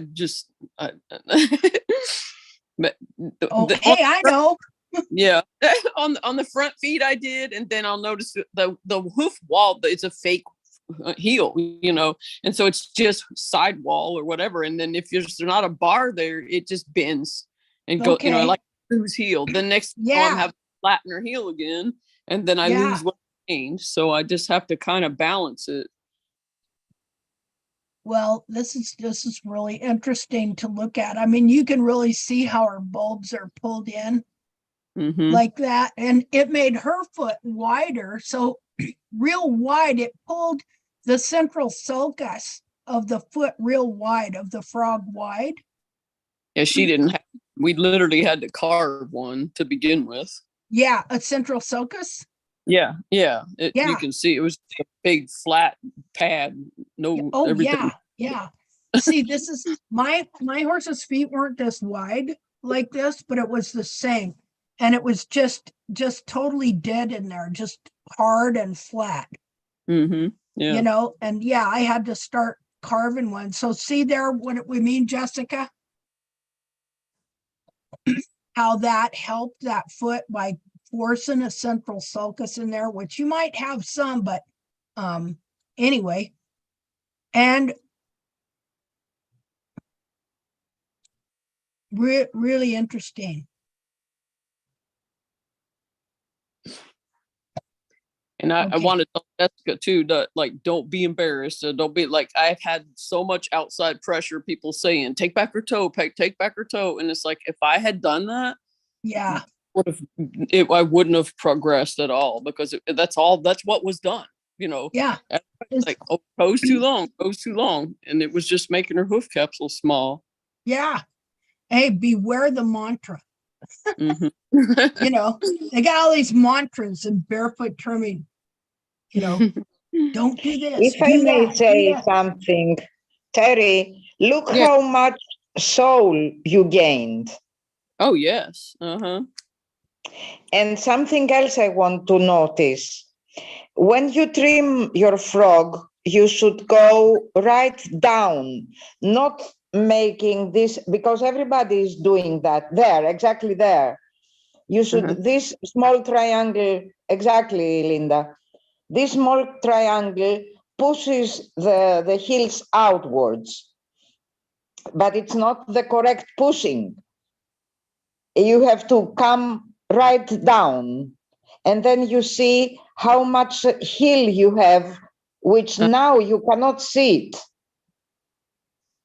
Yeah, and There. it'll show you. That's another thing too. Whatever side is pulled over further, it'll pull that frog over that way, and you'll actually have more bar than what you think you have as well. Yeah. The frog covers it up. Yeah. Yeah, I can see where that side was pulled out. This side pulled out and forward more. Yeah, I kind of do maintenance things between, like, my farrier comes every 6 weeks. Remember I told you my farrier is the one that I got on board, and he does what I tell him. And he because I get nervous doing frogs, because hers have been it's crazy. So, but when he comes, he does that. He trims out and cleans out that, and it every time. That's great. Yeah. And then I try to make. So this was probably closer to when he was getting ready to come too. Okay. I can relate. Well, you can tell whatever's been going on, it's really moving in that direction, moving in a good direction. So that's awesome. I'll take fresh pictures, and he's coming in a couple of days, and I'll show you the difference, because I could take pictures now. Okay, yeah, do that. That'd be great. I'd love to see that. Yeah. Let's see. Now I've lost the page. This minute. Okay, am I back on there? This section is educating the farriers. Yeah. Okay, so what are we looking at here? He's the same horse. Am I sharing the right deal? I still see the same side by side pictures. Okay. Right there. Let's see.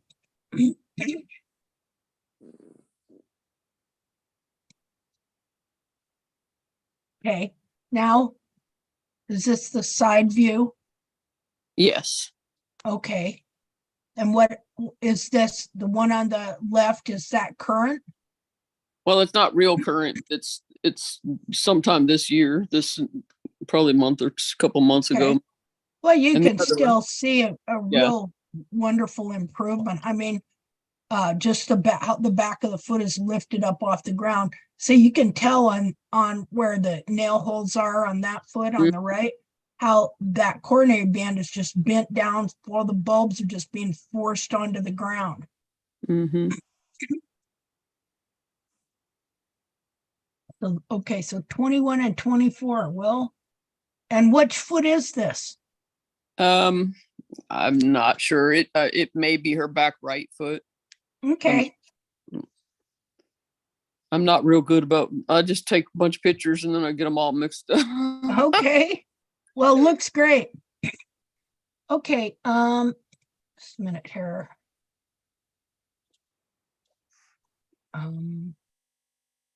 Okay, Sarah, are you here? Somebody sent me pictures. Yes, I am. Sorry, I was Oh. trying to get them all sent at the same time, and I kind of sent them before I had them all picked out. Okay.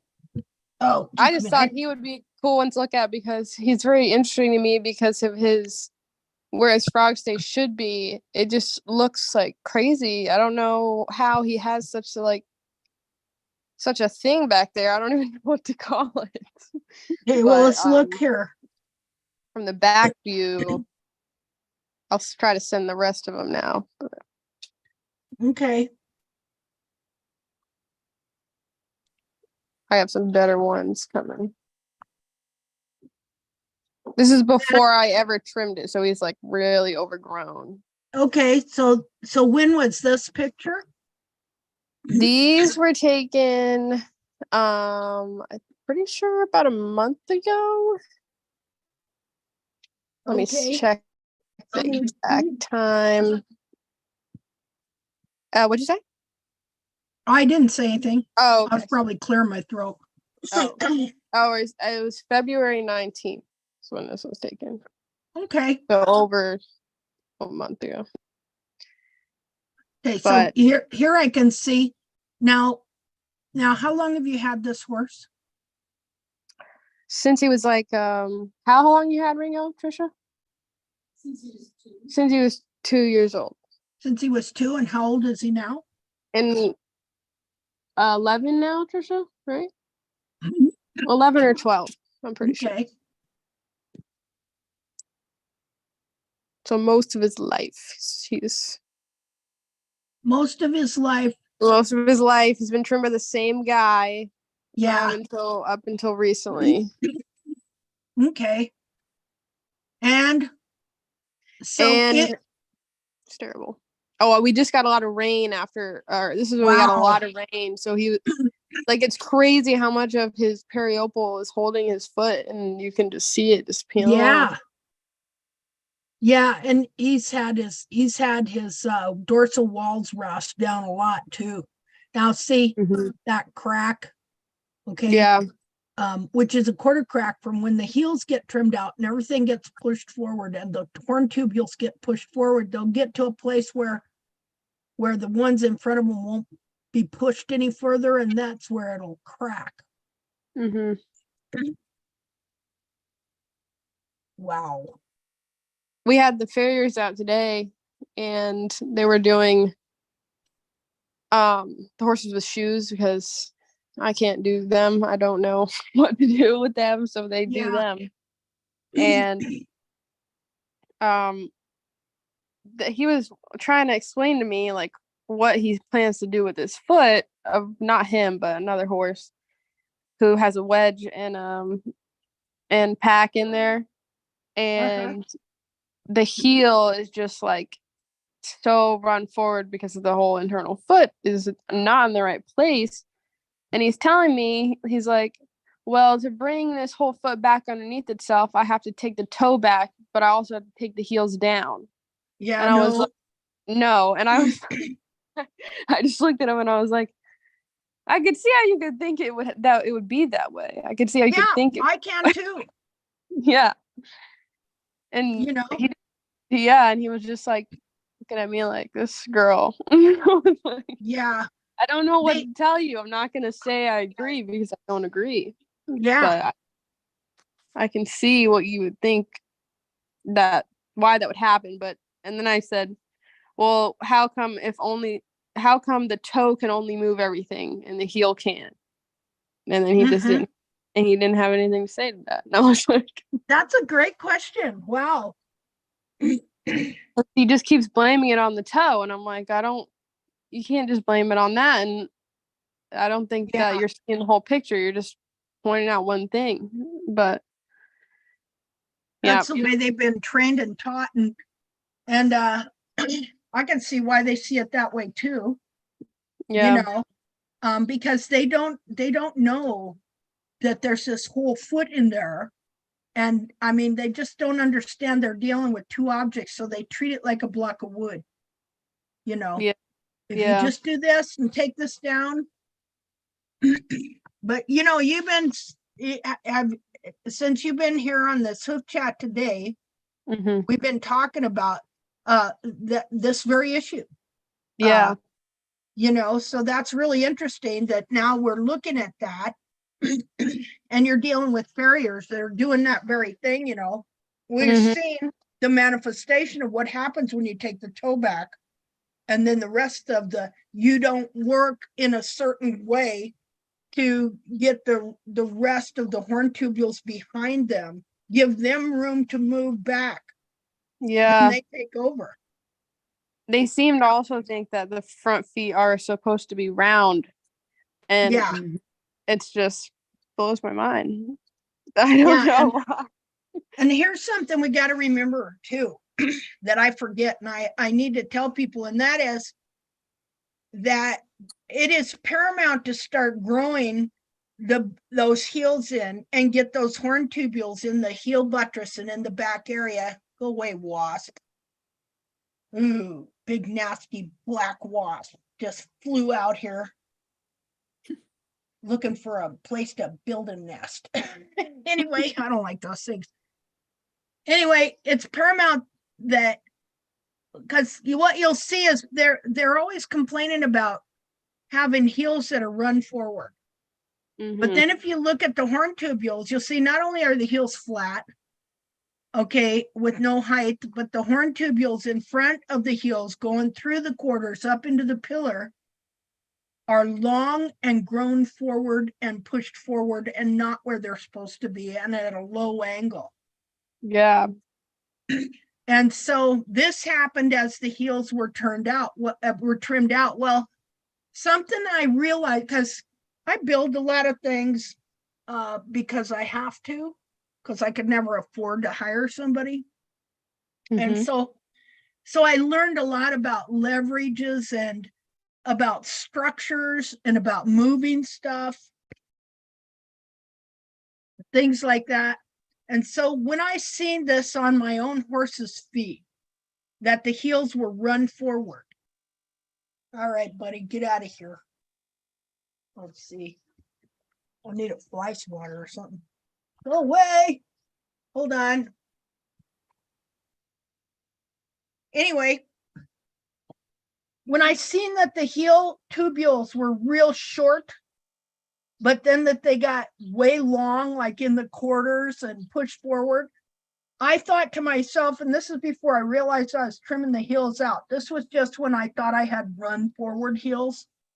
I thought to myself, well, in order to get, because I come up with the idea anyway, that the front, after understanding how horn tubules work and how they can be bent forward and stuff like that, how that in order to get the heels to stand up, I would have to get the front tubules to push them back and stand them up. And so I realized that in order for those long front horn tubules to stand up and push the back ones up, that I would have to grow the heels that I was always shortening just to get the horn tubules on the side long enough to be pushed back up straight. And then I thought, then after I get them to do that, I'll just lower the heels again. Okay, that was my reasoning. That seems to be the reasoning too. I don't know. Or just add a huge wedge on the back and Yeah, there you go. yeah. So I did that. And I did that on my pony. Man, her feet were doing great. And then I trimmed her heels out. And she mechanically foundered worse Wow. than ever before. And a month later, when I was getting ready to trim the heels out of my gilding, I was doing an illustration. I was taking all the pieces of the hoof capsule and marking them, every piece of wall, what it did, where it was, all of this. And I got back to the heel, to where the heel buttress is. And I went, oh, we're trimming the heel buttress out. And that was the day that changed everything. And so, though I trimmed them out of my pony, I never trimmed them out of my gilding once I had restored them. And so something I learned from all that was that you can get to the place where it's almost the straw that breaks the camel's back. You know what I mean? Mhm. I had trimmed the heels out and trimmed the heels out and trimmed the heels out of that pony. And then grew them back, and she was doing great, but then did one big fair swoop again. And I have never been able to fully correct her since then.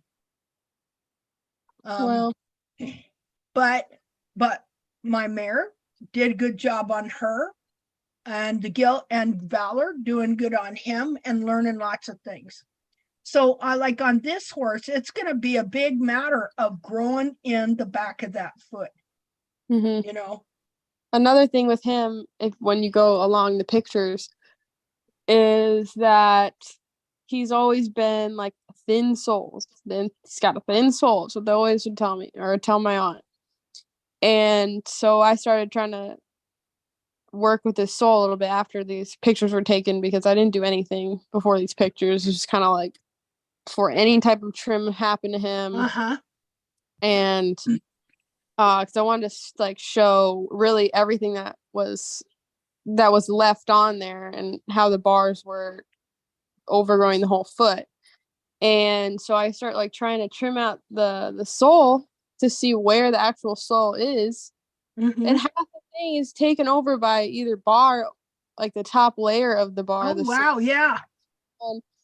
And then also I didn't really know like if it was Wow. the sole that was like compressed and then gets like glossy, Mm-hmm. or if it was bar in Yeah. certain places. And I was like, I just don't know. But given like I wonder what you'll see from these pictures. But yeah, look at that. What is that thing? Is that just a Periople like makeshift frog stay? Like Yeah. that is just crazy. Yeah. The bulbs here are totally wrapped around in. Well, here, let me save the image and enlarge it, and then we'll look at that. Let's see here. Okay. New share.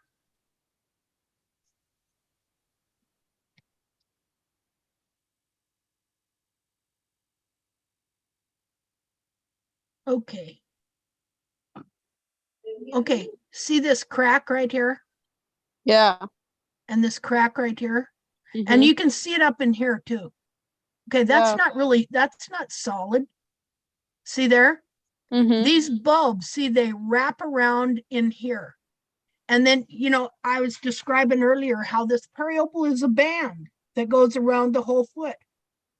Okay, Mhm. well, it got sucked into here, and the whole foot is pulled down, but then this piece of periople right here, as it's all pulled in, it'll grow in and over and make a false frog stay. So I do believe that's what's Yeah. going on there. And look at how you can see, if you see that, look at the tubules. Yeah. See them? Mm-hmm. That's really interesting.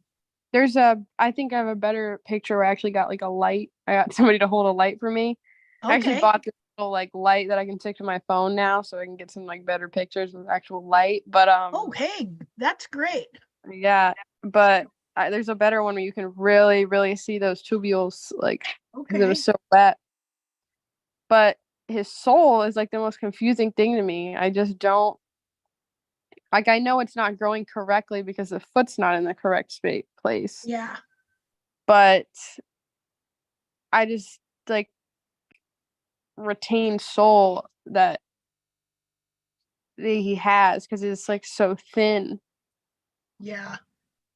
Well, and the thing about it is, it's going to be that way. You just have to work with it until you get the foot more unbound Mm-hmm. and the heel buttresses in and stuff kind of growing where it's supposed to. All the sole gets pulled out of place. It won't be right because the only Mm-hmm. you just have to deal with what you have at Yeah. the time as you're straightening other stuff out, if that makes sense. Yeah. Because it's getting everything lined up that then gets the sole into growing correctly. Getting first of all, the fact that it's supposed to grow a convex sole ridge around the whole perimeter of the foot. Mm-hmm. The walls have to all be correct and in the right spot for it to do that properly. And so, that's where you're headed as you're correcting everything else and getting the heel bulbs and the buttresses. The walls are not stable if you haven't got correct heel buttresses growing from the back of the foot. They are what stabilize the whole wall. And so the object is to start growing this area here. Let me do an annotation. Just a second here. See, when I started growing heel, I started growing this. Let me get a different color. This part here and this area here. See that? Yeah. That's what at first, that's what I was just paying attention to. And I thought, well, I want to grow it at least an inch. At the time, I didn't understand this whole area here. That you have to come to an understanding of this separately and together at the same time. So I started growing just this right here, this area of hoof wall. And I would measure it. And I wanted to grow this at least an inch, but here's the deal. I learned later that you could have an inch here and you could actually have 2 inches here and you could still have a bound foot. Didn't know that at the time, but that's a different type of distortion. Sometimes when they trim the heels out, the bulbs will be pulled down to the ground and bound by the periople. And so you will have just a bulb here and then just a teeny bit of heel here and stuff. But on other feet, especially where it's moist, the internal bulb will pull up and the bulb skin will stretch, and you could have 2 inches of bulb skin here and then just a little bit of heel, and you still have 2 inches from here to here. Okay, but that's because most of that is bulb skin, not heel itself. And so that's something you always have to keep in mind, because this isn't just about having 2 inches from the hairline here to the end of the heel. It's about having correct heels. Just a minute, let me undo some of this drawing here. I have another horse. Oh, sorry. Oh, go ahead.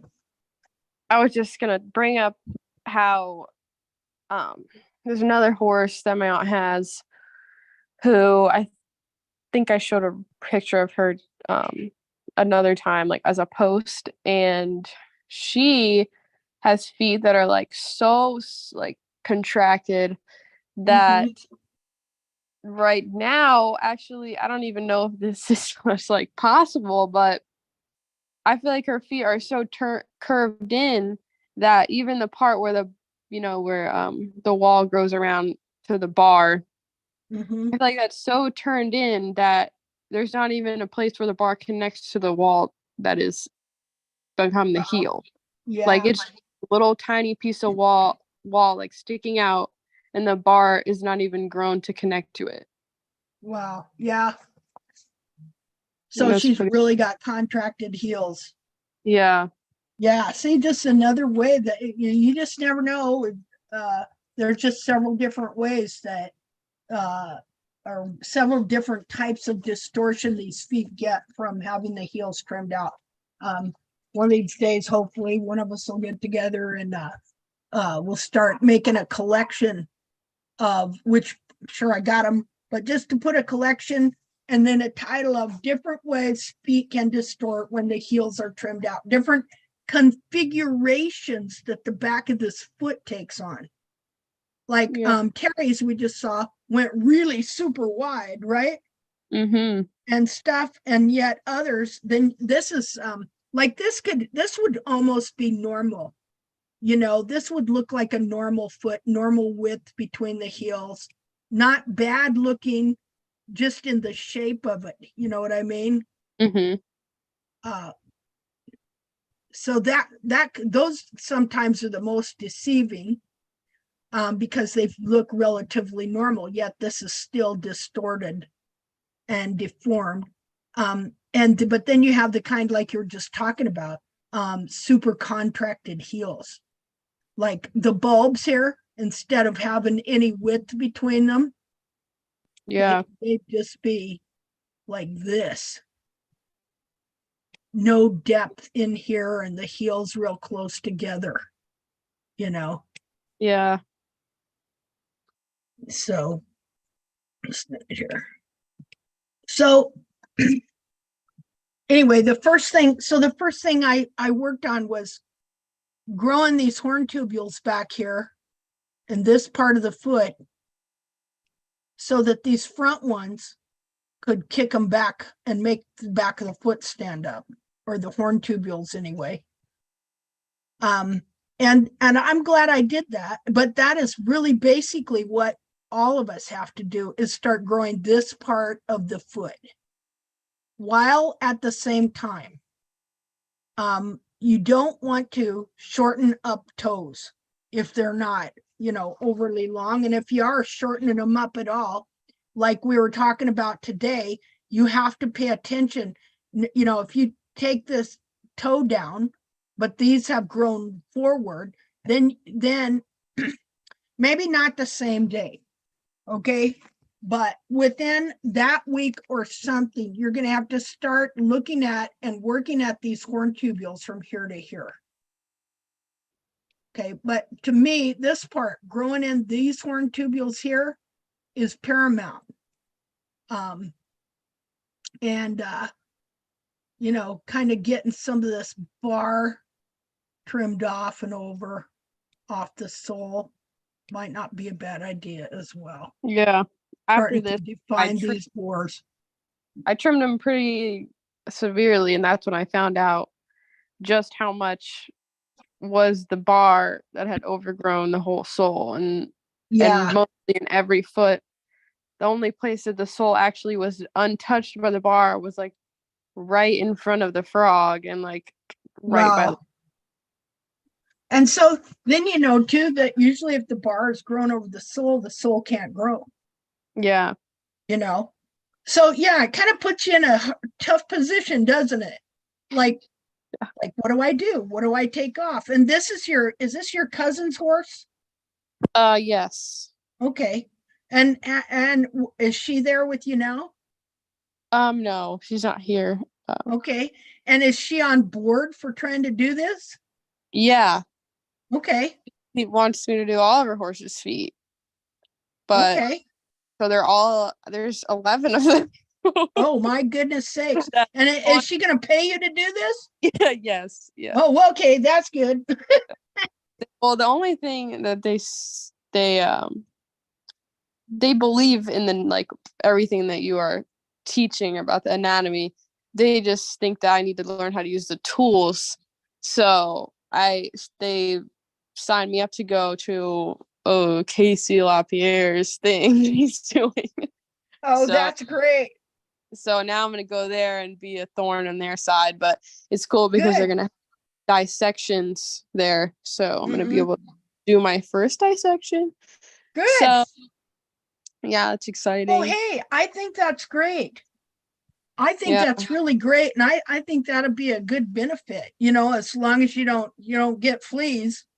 No, I'm gonna shake all off. Sorry about that. Well, and you can ask some of Oh, those yeah. questions when you're doing those dissections. You can say, "Well, what about this or what about that?" And Yeah. make them think. I just hope they don't get tired of me until I can't come back. Well, it's only Well, 5 days, so I'm hoping Maybe they you won't. should just go in and just not say a whole lot at first. Yeah. I'll write really, down a book and put question marks near everything. yeah, really observe and do and take pictures if they'll let you. Because Yeah. I'd really like to see, and yeah, I'd really like to know what is going on. Now I know what he teaches, and I know. Here's the thing: if you understand the history of what farriers believe and barefooters believe, and then understand marketing genius, you have Casey LaPierre. Mm-hmm. Okay, and so he is the worst of both worlds. Okay, really is. because he believes in rasping down the hoof wall, dressing down the hoof wall. Okay, at the same time, he glommed onto a bunch of barefoot stuff and stuff. I mean, he really is a marketing genius, that guy. And He's the putting only it- person that comes up when you look up podiatry. yeah, Crazy. yeah. And so equine podiatry, that's just a word that they developed to make their trim look better than the next guy. It looks Mhm. like it's more medical, right? Yeah, like But they're they have expert. no credentials at all. You could call yourself an equine podiatrist, and you could go down to the copy store and have them just make you up certification deals, and you could Mhm. teach whatever you wanted. See, in America, you can do anything as far as trimming hooves or anything like that. There, you need no qualifications. There's no licensing. There's no laws, period. And so equine podiatry is just a marketing ploy. Okay, they may not even realize it. They may really think they're experts and all that, but in reality, there's no such thing. Okay, it's not like when we think of a podiatrist, we think of a medical doctor, right? Yeah. Okay, well, they don't have any medical qualifications at all, even if they're a vet, like Thomas Teskey. He's a equine podiatrist as well. And he trims the heels out of these horses in a horrendous way and fashion. So anyway, we had one girl and that I got to be friends with from the UK. And when and she was intact, and she didn't like it when I told her that her equine podiatry certification wasn't worth the paper it was written on, And so she left the group, but she still teaches that you have to grow the heels intact. But see, she wanted that certification because you pay a lot of money. How much are you having to pay? How long a class are you going to, and how much do you have to pay for it? I'm lucky my aunt's paying for it because she wants me to. Bless her heart. Yeah. Yeah. But I think it's 5 days long, and it's originally 800, but they brought it down to 600. And I was like, Oh, but it like originally 800, Yeah. And your hoof that you put on your front picture looks like that. Like I don't think that that's worth. You're Yeah. teaching everything here for free, even though, and they're pretending to know all the answers Yeah. with for Well, $800. they think they do. Oh, See, yeah, that's the problem, is that all the vet schools and the farriers, and they all think they do, yeah. you know, but obviously the horse says, no, you don't, you know. Oh, I'll tell you something that happened today. I think you guys will think this is cool. So, the last hoof chat that I was on, I was showing you my cousin's navicular disease horse. Yeah. So they went back to the steel shoe, and then this time he's just been so lame, and I'm just like, I was thinking, maybe we could leave the shoe on to give him a little bit of that heel height, so he's not just like drop down like with no Yeah. heels, because they completely cut them out with the wedge. So he didn't like that, and I just kept being like, we should just take them off. Like, we'll just take them off, and next time they come out. So they come out today to do 3 other horses, because they're not all the horses are on the same schedule. Mhm. And they come out, and Mo, his name is Mo, he like knows what the farriers do. So my cousin's holding him. She says he gets like, scrunchy face and like mad face, and he doesn't want them to do feet because he knows that it's going to be painful to him. Yeah. So he doesn't want to pick up his foot for the farrier to touch it, but finally he picks it up, and my cousin's like, just take the shoe off. Don't touch the foot at all. Just take the shoe off. Takes the shoe off. Mo puts his foot down. He kind of stands there, and he's like thinking. And then as the farrier walks around to do the other side and take the shoe off, Mo just picks his foot up and is just holding it up for the farrier to take the shoe off. How funny is that? I was like, he knows what he wants. It's us that Yeah. doesn't know what's the right thing. Like, so How that was, funny is that? That's something else. yeah. See, there's lots of stories of horses getting unmanageable for farriers that used to be manageable. Yeah. Wow. That's something. Oh, now I'm going to be trimming him from now on. So I'm going to keep some pretty detailed records on him so that we can have that for Yeah. navicular disease horses. Yeah, that'd be great. That'd be great. And it's great. You're going to go learn the basics of tool use and stuff like that. Yeah. And I'm sure you'll have some good stuff to tell us from there. Now, where are you going to take this class? Ocala, Florida. Oh, okay. And where do you live? I live in St. Augustine, Florida, so it's not too far from me. Okay, so not too bad. So is that Casey LaPierre's place there, his school? Yeah. Okay. One here, and I don't know where the other one is. I think it's in another country. Huh. But yes. Or what's in another country? I think he has another school somewhere else, He does over in France, but he's American. He's American cowboy farrier type guy. Oh.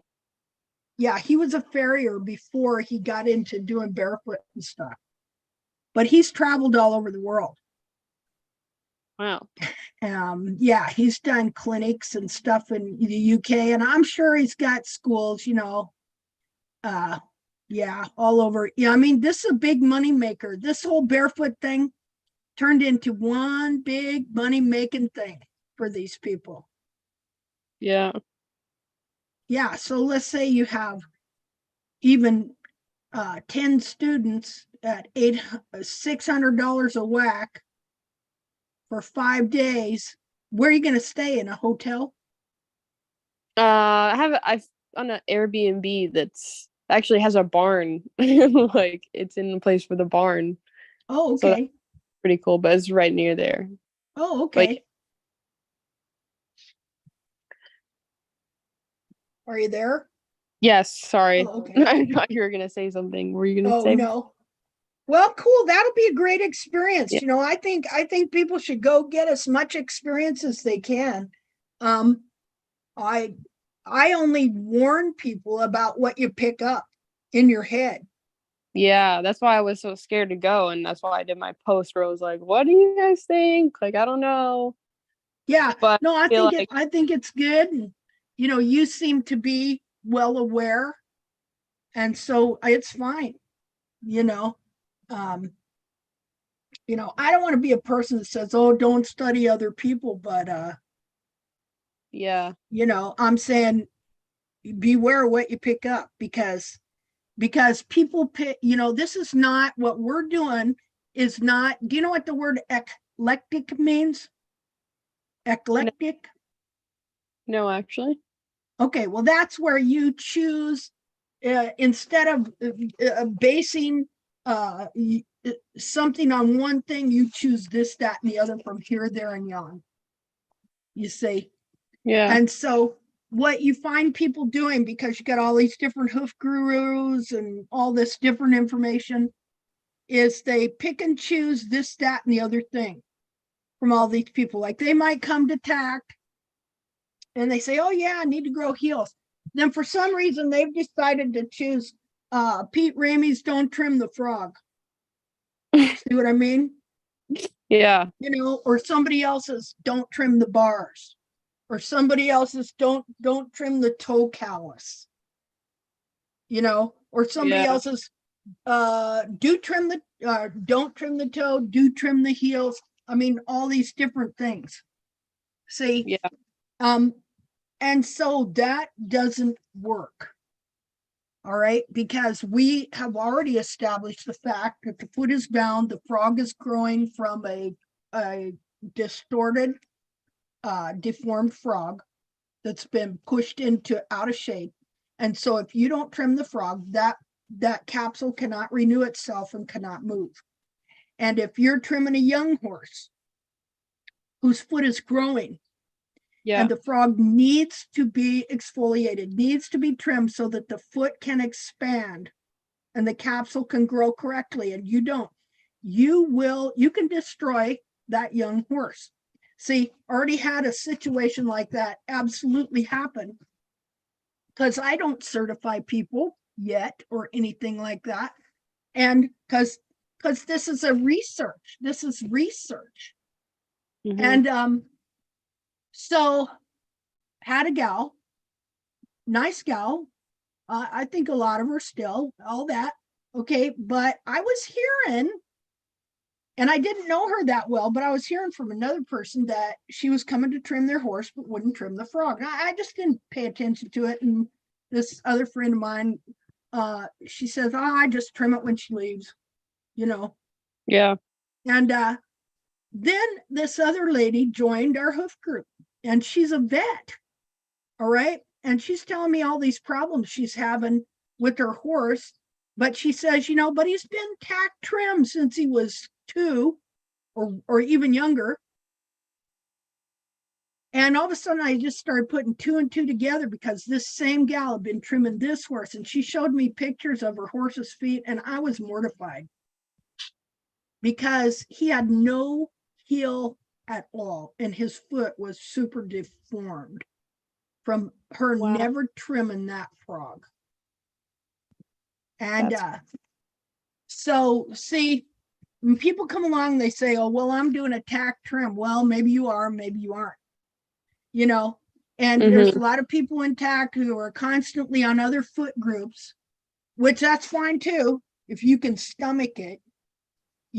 I have yeah, joined other groups, and I got so distressed over seeing the bad trimming, the deformed feet, the diluted, how people have just been deluded and deceived by the natural hoof care movement and the whole history of it. I can't stand to be on them. Now, once in a while, and because first of all, if I say anything, half the time they kick me off, and people are nasty. If you're not, I don't think that if somebody comes in our group that we're overtly nasty to somebody who doesn't think the exact way we do. you know, Mhm. but they get nasty. Okay. If you don't just fall right in line with their favorite hoof guru. And anyway, so all I would say is if you're going to be on other hoof groups, which is fine, you need to really consider that you probably shouldn't be just picking and choosing at whim without having a really good understanding, a true understanding of why you're doing what you're doing. Yeah. See? I didn't want to go because I was like, I didn't really feel like I understood everything about the anatomy like yet. And even still now, I'm like, sometimes I'm like, oh, I don't know, like, you know. So Yeah. that's why I was kind of like, oh, I don't want to go because I'm not like, I'm a little bit more susceptible to like getting these subconscious things are going to teach me. Yeah. But now I feel like I'm just getting more solidified in the Yeah. fact that that's not the anatomy. Like you can't do anything in a way like what you're doing is not working the way you think it is. It isn't So working the way you think it is. That's right. Yeah. but that's a good thing you brought up about the young horse because I actually have a really young horse who is like Mhm. 9 months old and her feet are hard as rocks, so it's really hard for me to trim like the sole and the bars and her frog because it's just really hard. Mhm. So I haven't been doing it a lot, but that's a really good thing to bring up because I need to start doing that. And I actually have proof because I remember last time saying that they trimmed her because I didn't have any nippers and I was like, oh, her toes are getting long. Like, oh my gosh, it's going to distort everything. So I'm like, Uh-huh. I'll let them trim her. And they obviously took the heel off a little bit, even though I told them to leave it. Yeah. And I have pictures of her feet, like since the first day that I got her. And never has her foot been turned in or anything. But her Mhm. one foot has started to just the capsule itself has started to twist around after they did that trim. And I'm like, I know Yeah. exactly why that happened. Yeah. And See?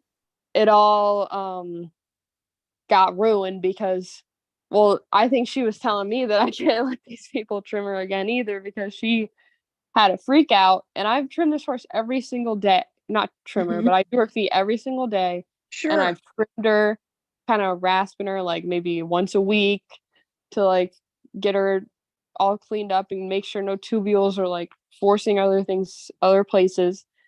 And she had a freak out when they did feet. And she was rearing up and trying to run. And I was like, Wow. I'm not letting them touch her. But Yeah. since then, she kind of has this like guarded energy about her front feet. So Mhm. I haven't been able to trim her. And I'm like, I need to trim these feet. They're Wow. getting bad. But we're making Well, progress. So I hope well, by week I can trim her and take some pictures so I can show you guys what they did and maybe how I'm gonna yeah. attempt to reverse it. Yeah, that'd be great. See, now have you ever seen that picture I show of okay, so do you know those old Western artists from the 1800s? There was Frederick Remington and Charles Russell. Mhm. Have you seen the picture of that I show the painting that Frederick Remington did called I think it's called Road Down, and it's of an Indian. Oh wait, yes. Okay, with the little bay horse, probably not two yet, and you can Yeah. see how the feet, the bulbs, and the cartilages are wholly expanded on that Yeah. horse, showing that as those feet grow, they're going to grow into the size the foot is being able to grow, because that horse is, obviously being rode probably more than would be good. But just the fact that in that kind of country and with that kind of movement, there is that constant exfoliation of growth so that the foot can grow and the capsule can grow with it. Yeah. See? Anyway, and then you'll see like in Charles Russell's paintings of wild horses, their feet are huge, big, high hairline in front and behind. Yeah. Stuff like that, you know, and in the Greek statues and paintings, even from England and France before the 1750s, the horse's feet were big and sturdy and high hairline showing a lot of heel, things like that. So anyway, well, I think it's great you're going to that school because I think it's really important to learn proper tool use. Yeah. I should have listened more to my husband when he tried to teach me. Yeah, whatever, give me that rest. Oh, that's You yep. know? Yeah. You don't But, understand anatomy. Give me that. Yeah. Basically. It's funny, see, because we worked on these ranches and he didn't shoe all the time or trim all the time. Some they paid for it. If you had your own horses, they paid for it. They'd send a farrier in, you know. But there were some where he had to do it. And so I had this horse my mom gave me off the track, and I knew how I thought I knew how I wanted that horse's feet to be, right? And so he'd be trimming on that horse, and I'd say, well, couldn't you just do a little bit of this or that, you know? I won't say the words he said, all right? But he would say, hey, when you get under this blankety blank blank, then you can tell me what to do. That's what he would say. You know, well, I really understand that now. You know, so, Yeah. and he didn't have a hoof stand, okay? He's holding a foot. So, Yeah. and never had that great a back to begin with. So I really understand why he was saying that, because this is hard work. And so now how old are you? I'm 21. Oh yeah, just perfect. Okay. Well, now you see, not only will they teach you tool use, but they're also going to probably teach you some ergonomic facts, how to use your body, things like this. They're going to help you so it's not as much of a strain on your physical being. You know, maybe they'll, you know, so that'll be good. And you're at a great age to learn all this stuff. And you could really, you could probably really make quite a business out of it, and even eventually be doing clinics and teaching other people. See, that'd be great. I could develop a tack clinic and then have somebody there actually that knows what they're doing in tool use to teach others. You know what I mean? Yeah. I Yeah. would love if we could all just get together, but we live everywhere across the world. So it's very Yeah. hard. But see, you're going to be reaching people there. See what I mean? Local people. I'm talking about you teaching local people, women that want to learn how to trim their own horse because they're being let down by the experts. See, you yourself, you learn how to do these things, and then you'll be able to teach others and charge for it. Yeah. See what I mean? Yeah. Yeah, I'm nothing really wrong with any of that. grateful. We live so close to the World Equestrian Center in Ocala. Oh yeah. I hope that one day I'll be Yeah, maybe you'd be doing a big clinic there someday. Yeah, have some reach to these people that are like high level. Yeah. Hopefully, but yeah, we'll see. Why not? We'll see, huh? Yep. Okay. So let's go back to this horse here. So, listen a minute. Linda, sorry, because before you go, do you see this blue line I did to this? Oh, that was photo? your blue line that I just What? removed? Yes, thank you that you took it off. I didn't But know it was yours. Sorry. No, I didn't do it on purpose. I found out that we can make some, there is a small pencil on the board, and we can There is? use it. Oh, Look, Hey. Oh, look now. If I do this, I can draw on your photo. okay. Okay. I that's didn't cool. I didn't know we could do that. Well, I think it's something new because when I made the new series of meetings, it had something that said, "Do you want a whiteboard?" And so I thought, well, I don't know what that is, but we'll try it out. And so that must So be we what can- that is.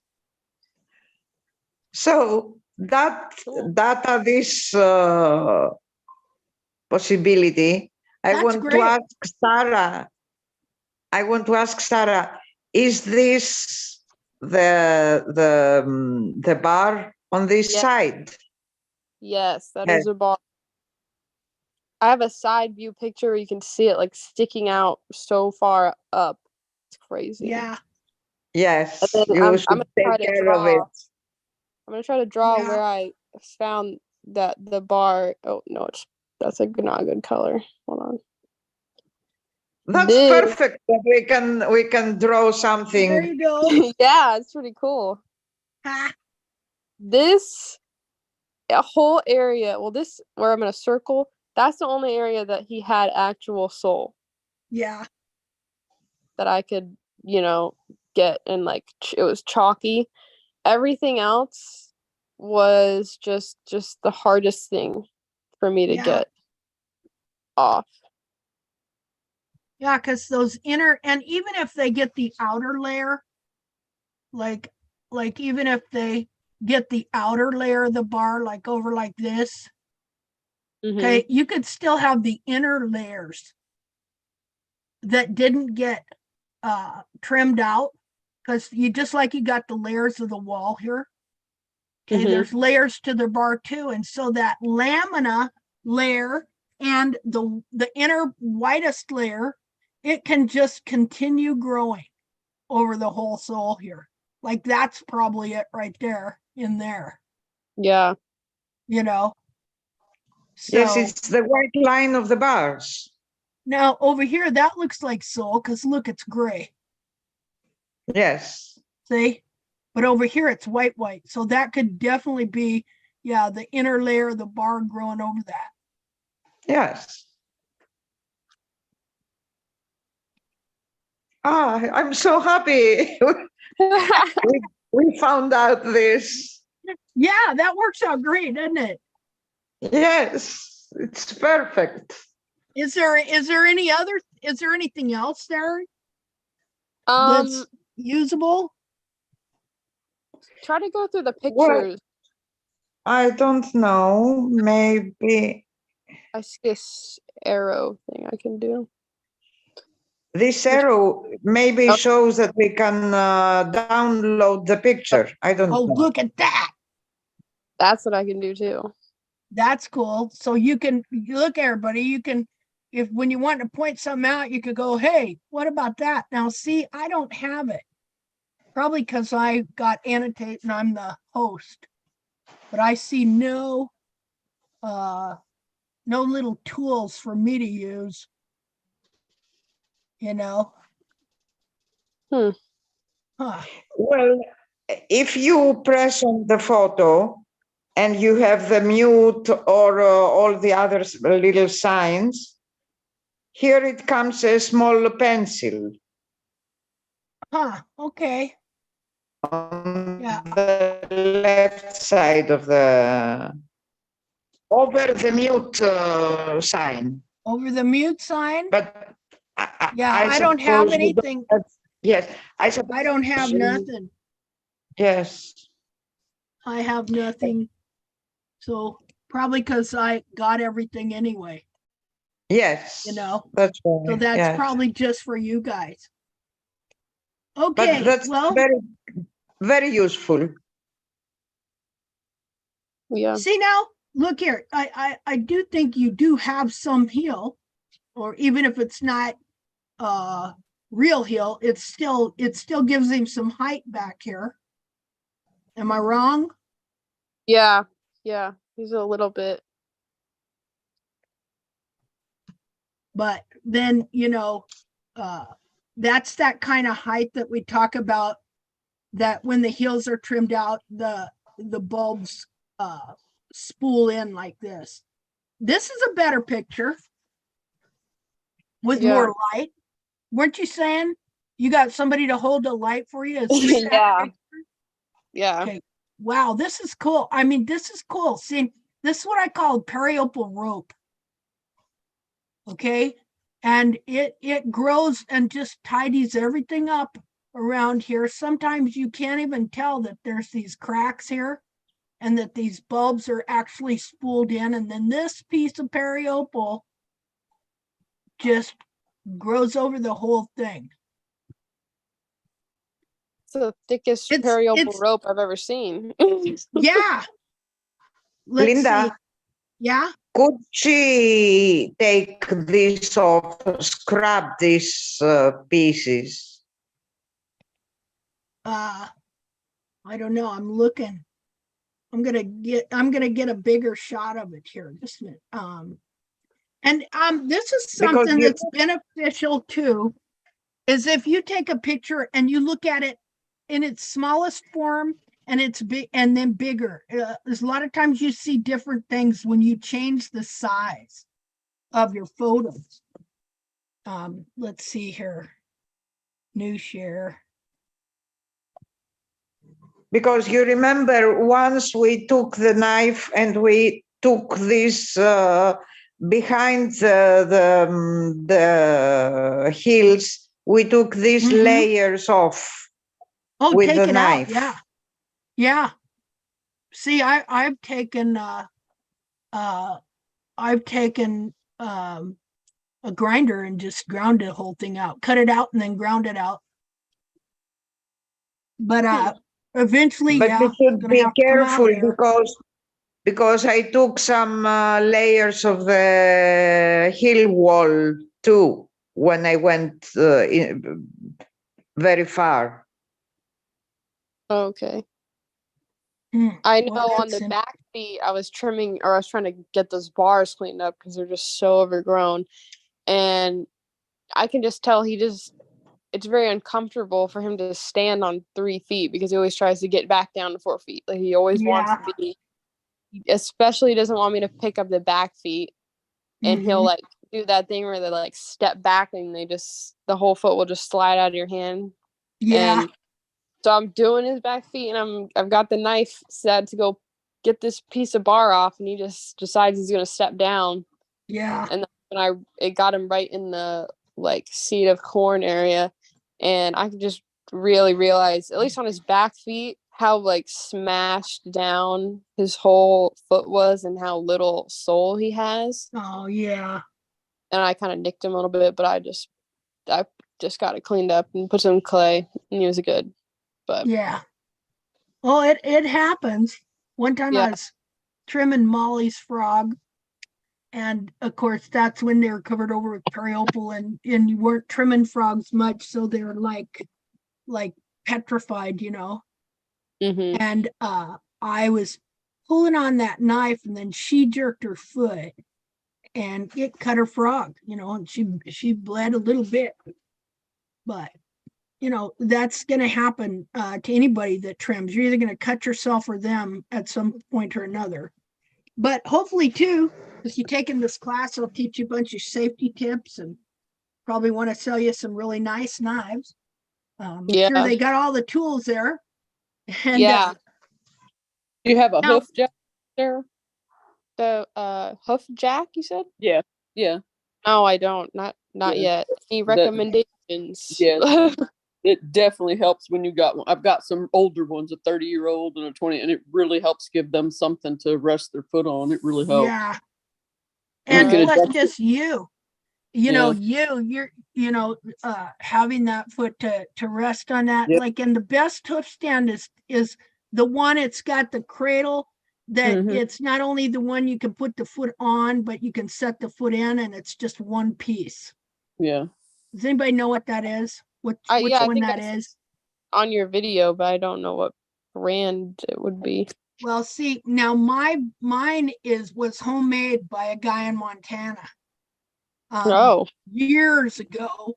And then this guy, I know he saw mine and that's why he made his. Okay, but let me see. I'm gonna find it in a second. I bought an actual hoof jack, and I got one. It's got the cradle, and then with one little, it's got like a little knob on the side. You tighten, and then you can just pull that. You can adjust the height of it, or you can take that cradle out and Yeah. put the other thing in. It's real simple. It looks like Okay. a Christmas tree stand on the bottom. And Okay, see this one? mm-hmm. Oh yeah, yeah. See, this is just like mine, only it's he made it. Of course, it's a professional made one. Yeah, you wouldn't But have I to- know he got the idea for this off my videos. And because before okay, so look, here's a different one. See, I bought one like this because I thought it'd be better, and it wasn't. My old one Yeah, was that's what I- better and stuff. So if you're gonna get one, you want one like this, okay? Because you can put your foot up. Well, first of all, you can put the foot in there and put your knee against it, and it wedges it in there, so that you can rasp it and stuff like that. Well, yeah, you don't have to swap out things like mine does. cool. Yeah, and I mean, you can get cheaper ones, but like that. But I beat you all. I put the hoof on my lap. yeah, there you go. Or you can do that. Of course, she's very quiet and she Yeah, it makes lets a me do difference. whatever I want. Yeah, I'd be splat on the ground if I tried that with some of these horses. Yeah, sometimes older ones like mine, they have no choice. They have to have that foot back. Well, Yeah, cool. I'll right. definitely invest in one of these. Let's see here. Go back to here. Just a second. I'm lost. Oh, there we go. Okay, are we back on that picture? Yeah. Okay. All right. I see you're wearing Crocs. And they have little things on them too. Yeah. My barn crocs. Your barn Crocs. Yeah. Well, let me know if I can do anything to help you. Okay. All right. Yeah. I definitely am going to take some updated pictures to Okay. see how they've changed, if they've changed any. But the farriers got a hold of them again. So this is the last time they're going to get a hold of them. But so I don't know what they could have done. They weren't even going to touch anything. They were like, his soul's tooth in, we're going to leave it alone. I'm like, well, if you leave it alone, clearly it's not grown. It's been left alone. It's not growing for a reason. And that's when I started to figure out what the reason was. See, that's great. Now, how did you wind up finding us here? How long have you? I think it was just pure luck. I was first looking at ABC Hoof Care, and then I'm like, I need to see a video of somebody like taking care of the hoof. And then one of your videos popped up from like 10 years ago when you were like, I think before you were even doing this.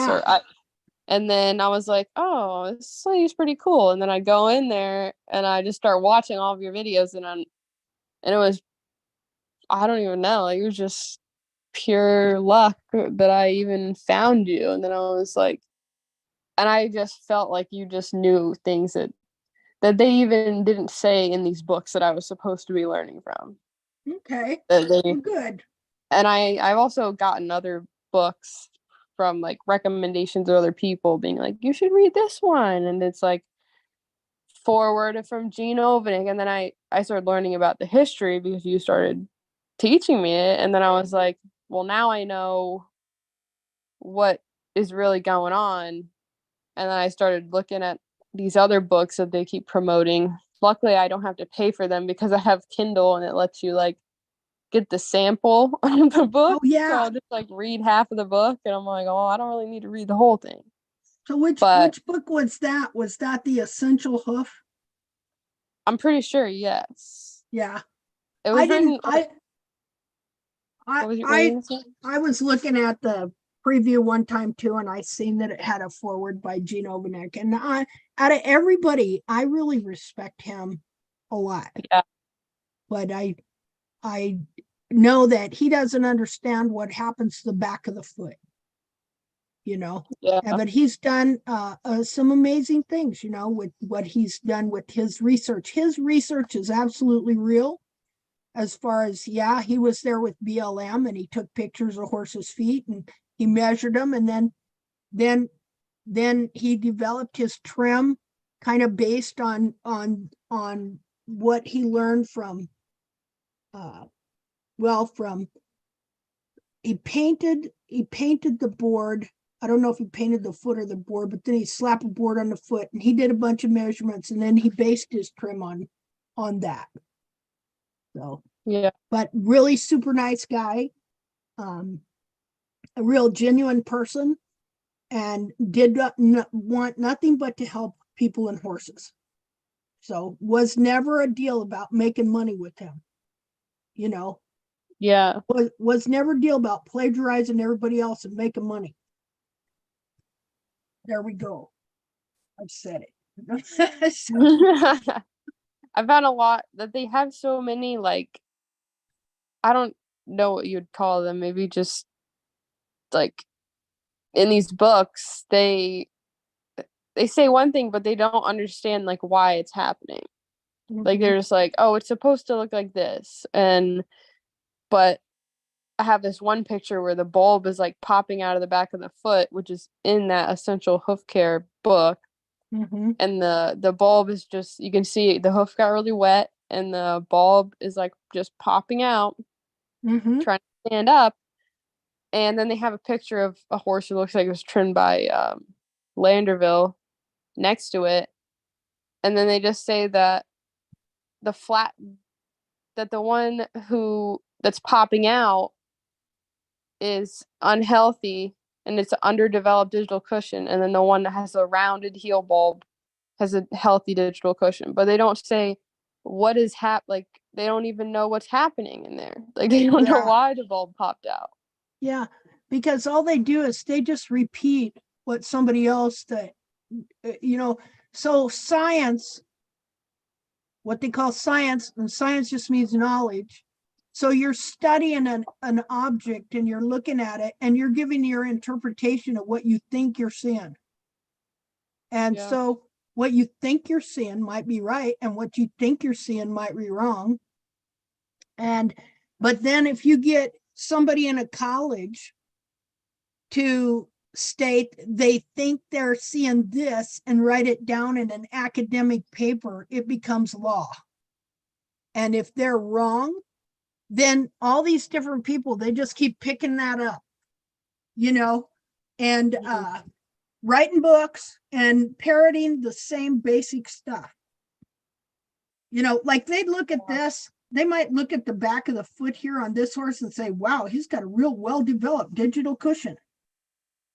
You know, but no, that's not what's happened. What's happened is you've taken the foot in there and squeezed it all together so that it's squeezing up out of the back of here. And that's what makes it look, that's what makes them think it's a well-developed digital cushion.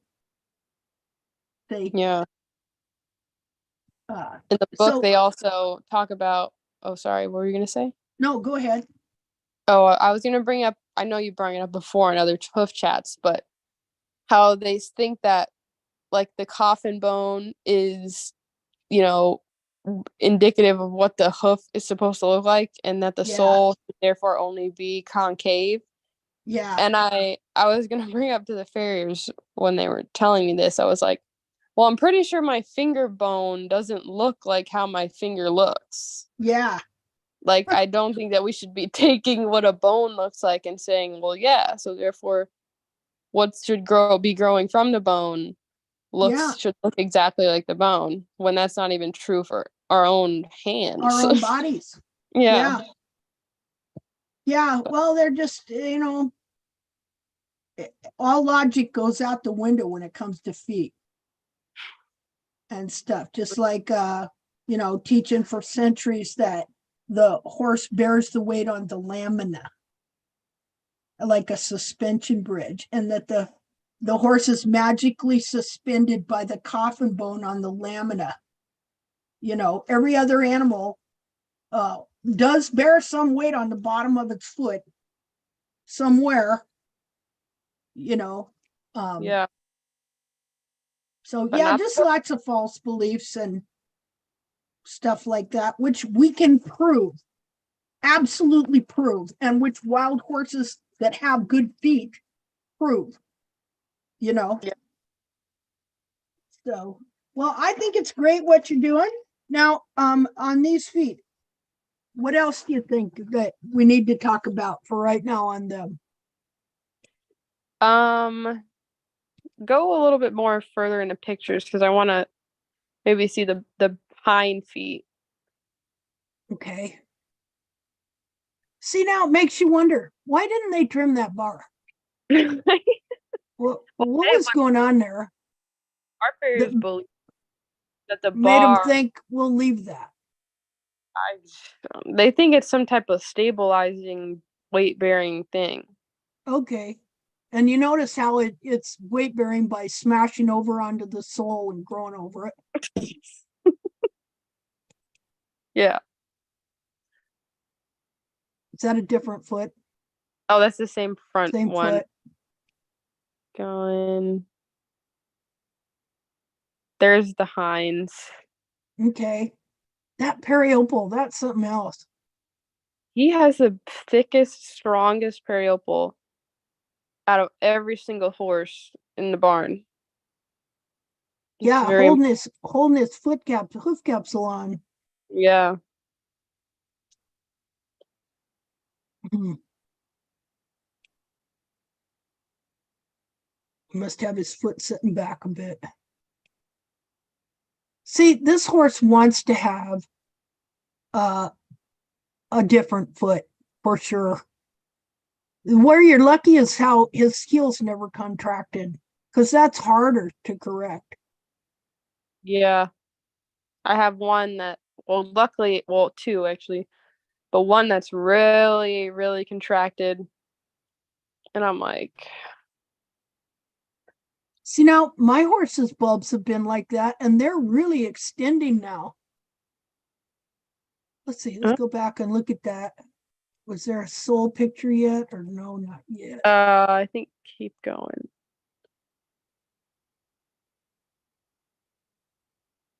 Oh, that's it. Oh, last, then it might be one of the first ones that I sent you. Let me see if I sent it at all. Yeah, I don't see any sole pictures for the back feet.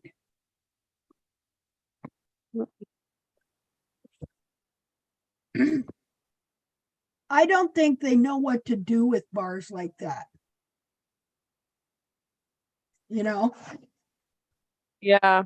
They probably think if they cut it away, it's gonna like make him be super sore. Yeah. But he was fine. And I cut everything. I was like, oh, this is going. If you're sore, we'll put you in the stall for a little bit. did you find a sole view of them back feet? I'm looking right now. See? I know Okay, I got. so yeah, see, so that Periople is grown into and over the central sulcus, and it's holding, and to me, I think it's kind of a combination of it just didn't grow down from there. It originally was attached down there and everything was up here, But as everything got pulled down there, this part refused to be pulled down. And so the growth just kept growing down like this. Yeah. Ah! God, listen, you're dead meat. The That wasp. It's that wasp. And they're Oh. wicked, you know. They won't just leave you alone. Yeah, you ain't running me out of my new little found trimming spot here, Buster. I found them. So I think the most recent pictures I sent Okay. you them. Ah, okay, good. Oh yeah, look how wide the frog is. Yeah. This was the one that was thinking looked like who was showing it? Terry? Terry. Me, yeah. Yeah. Yep, looks exactly what I thought. Looks just like mine. Yeah, and then we were seeing it on some of Jessica's as well, on her back feet. See how we see repetitive patterns, Yeah. you know? And of course, when this goes wide too, then it deceives your eyes. Okay, so you're gonna assume these bars are right here, when the bars are probably right here. See, that's where the true bar, even though it's distorted at the time, it would be right there, but it's grown over here. So since it's like what I say, trimming to the distortion of the frog and the bar. See how that makes it look kind of normal from what they see in their eyes and stuff like that. Yeah. And so definitely got to start trimming out this frog here, and making a central sulcus. Okay. Thinning, you got to thin down the whole frog.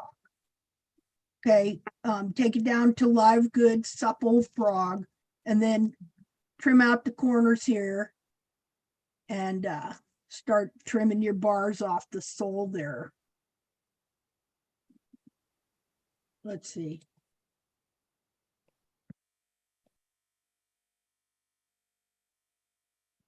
Yeah, wow, look at the bars. They're like monstrous.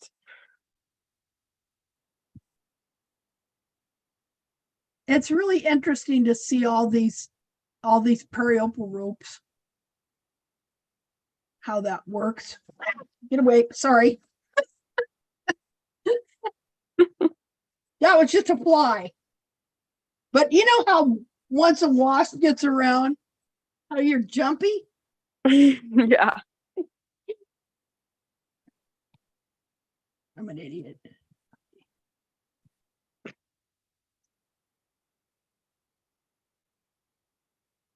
Wow. Just, I find it so interesting on this horse, just how this center periople thing and what it's done on these feet, you know. Yeah. They're so strong. I don't even know. That was like, Trisha, I don't know how this horse has been going around, but I think it's just been this thing that's been holding it all together. Yeah, absolutely. It's a really amazing piece of workmanship. Whoever designed that thing knew what they were doing. Yeah, these stupid humans, they're going to be crippling these buggers. We better give them something to hold the foot together until somebody can figure out how to fix it. Another thing with him is if you go back to the picture just on, is like his sole has like these like little divots in it. Like, do you see all these like little divots on the lamina area? Just a minute Is here. that We'll look at a bigger picture.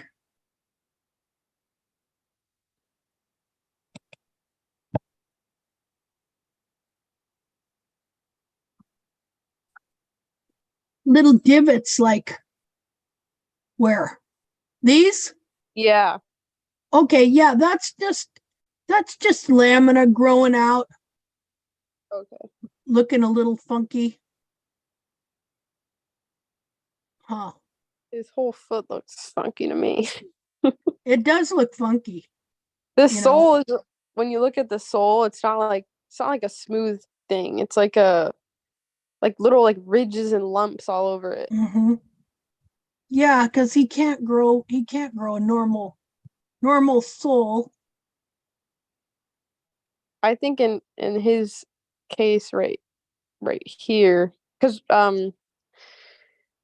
we use this, or I don't really use it because I kind of like to see where they'll get like bacteria so I can see if, what's the most compromised area on the foot. But another person who works he uses this like antibacterial spray, and it's like purple colored. Mhm. So all that purple stuff in this area is like where he's spraying it, but Mhm. and that's like where it's sticking, and everything else where I like circled it, it doesn't stick there because that is where like the hard bar. Oh, that's interesting. sole Yeah. stuff. Huh. So it's not porous. Yeah, Wow. and it's just crazy. Like it won't hold that stuff there. Well, you know what? That might be an interesting study. Just to use that stuff to tell us, okay, what's sole and what's bark. Yeah. That's interesting because the sole is very porous, so it would suck it up. But Mhm. the lamina and growing sideways, okay, over the whole sole like that, it would be slick and hard and unporous. Yeah. Oh, that's interesting. What kind of stuff is that I'll they're have to get a using? picture. I don't remember what it's called exactly, but I'll have to get a picture of it. Okay. Yeah. Yeah, that's really interesting. Huh. Well, there. Maybe have a way to test, Yeah. That'd be Okay, cool. well, now when are you going to that school? May 15th. Okay. Well, I'll send you some stuff on equine podiatry that I Okay, have cool. studied. Where he did interpretations, like he's got this one thing he calls what is it? It's about the arch in the foot. I can't remember. I'll send you some pictures on it and Okay. stuff. And what it is really is a bent foot. That where the heels are trimmed out and how the foot bends Yeah. and stuff. He calls it the internal arch theory because, and that's not just him, okay, that's all of them, came to assume that the foot was arched in the quarters, because whenever you would trim, if you tried to get a flat surface here and a Mhm. clean white line, then when you look at the side of the foot, there would be an arch, but that's because the foot is bent in the capsule. And so you're just trimming into that bend in the center of the foot. And it's so common that they thought it was a part of the anatomy. And then if you have a foot that's been trimmed like that and is bent, when you take the hoof capsule off, if you set the foot down, it will look like it has an arch in it, but it was just because it was bent for so long. Wow. And of course, that they can never get a clean white line right in here. See, when the foot is sitting perfect and flat and isn't crunched up in a smaller hoof capsule, it's not bent. And so the horn tubules will connect with the sole in the right place, and you'll be able to rasp a flat surface here, just like you're going to put a shoe on it. And you will be able to get a clean, yellow, tight, white line all the way around the foot. Nice. And that's what we want eventually. We want to be able to get a clean, tight white line from the end of the bar here up into the heel all the way around. Now it won't be flat here, but from here to here, you should be able to rasp a level surface where the walls and the sole are all at the same level, none higher or lower than the other, and a clean white line. And if you were to set that foot down, there would be no gaps. just like as if you were to put a shoe on it, there would be no gaps. It would be all flush, level, smooth. And you would have right in here, you would have that convex sole ridge coming in at least 1/2 inch to 3/4 inch in here. So combined, the sole ridge, the white line, and the wall, you have a nice thick web. Like, if I don't know if you've ever seen those wide web shoes, they call them. They're different than just those thinner keg shoes. They're wider. And so it would look like a wide web shoe. And so the horse grows his own shoe. So how crazy is it that they carved the sole out and then put an iron shoe right in the spot where the horse really technically grows his own, that is combined of the convex sole ridge, a clean, tight white line, and a nice, thick, good hoof wall. So, okay. Well, Sarah, have you got anything else? Well, I would like to give if anybody else wants to show theirs first, since I've kind of monopolized the time right here. Okay. But Well, if nobody else does, I got 10 more horses. Oh no, I'll tell you what, we will maybe do another one next week, okay? Okay. Because it's already we start at 11:30 and it's 3:32 now. Wow. Okay. I'm ready to quit. All right. But I really appreciate it, and I am looking forward to sending you some more information. And if you want to send me some more pictures in Messenger or anything like that, please feel free. You're going to have your work cut out for you. Very, very true. Yeah. Hey, thank you so much, dear. Thank you too. Okay, so does anybody else have a comment or something they'd like to say to end? Because we're gonna end today. No, I just want to say thanks to Sarah too. And I think it's awesome that what she's doing. And the first thought I had when she said she was in Ocala is that she's in the horse capital of the world. She can accomplish a lot and maybe help open some eyes through this. That's right. That's right. You know, awesome. And she's got 11 case studies Mhm. right in front of her. Yeah. You know, and plus she's young, and that is a big plus as well. Yeah. You Well, know, thanks to you guys that I have this ability to even know this stuff. So it's really props to everybody else who came before me who's finding out all of these things. And hopefully my 11 horses will help other people find different ways to fix these distortions. Yeah, absolutely. So yeah, you're gonna want to get busy. Have you documented them all yet where they're at? Yes. Okay. I've stopped the farriers from touching them, and now I've started documenting them and trying to get like really nice, like I've got these whiteboards that I have them stand on, and then I put one behind the foot, and then I take it so we can really see everything without kind of just like a really clean background so we can see everything. So Well, I'm that's experimenting great. with that right Good now. for you. Good for you. That's awesome. Yeah. And don't let them push you around because you're young and they think you don't know what you're doing. You stand up to them, the farriers and the vets, because there's a couple times you said some things like in the very beginning that when they said back the toe up, take the heel down, I was like, oh my God, I've heard all of that. I had to argue with vets and farriers.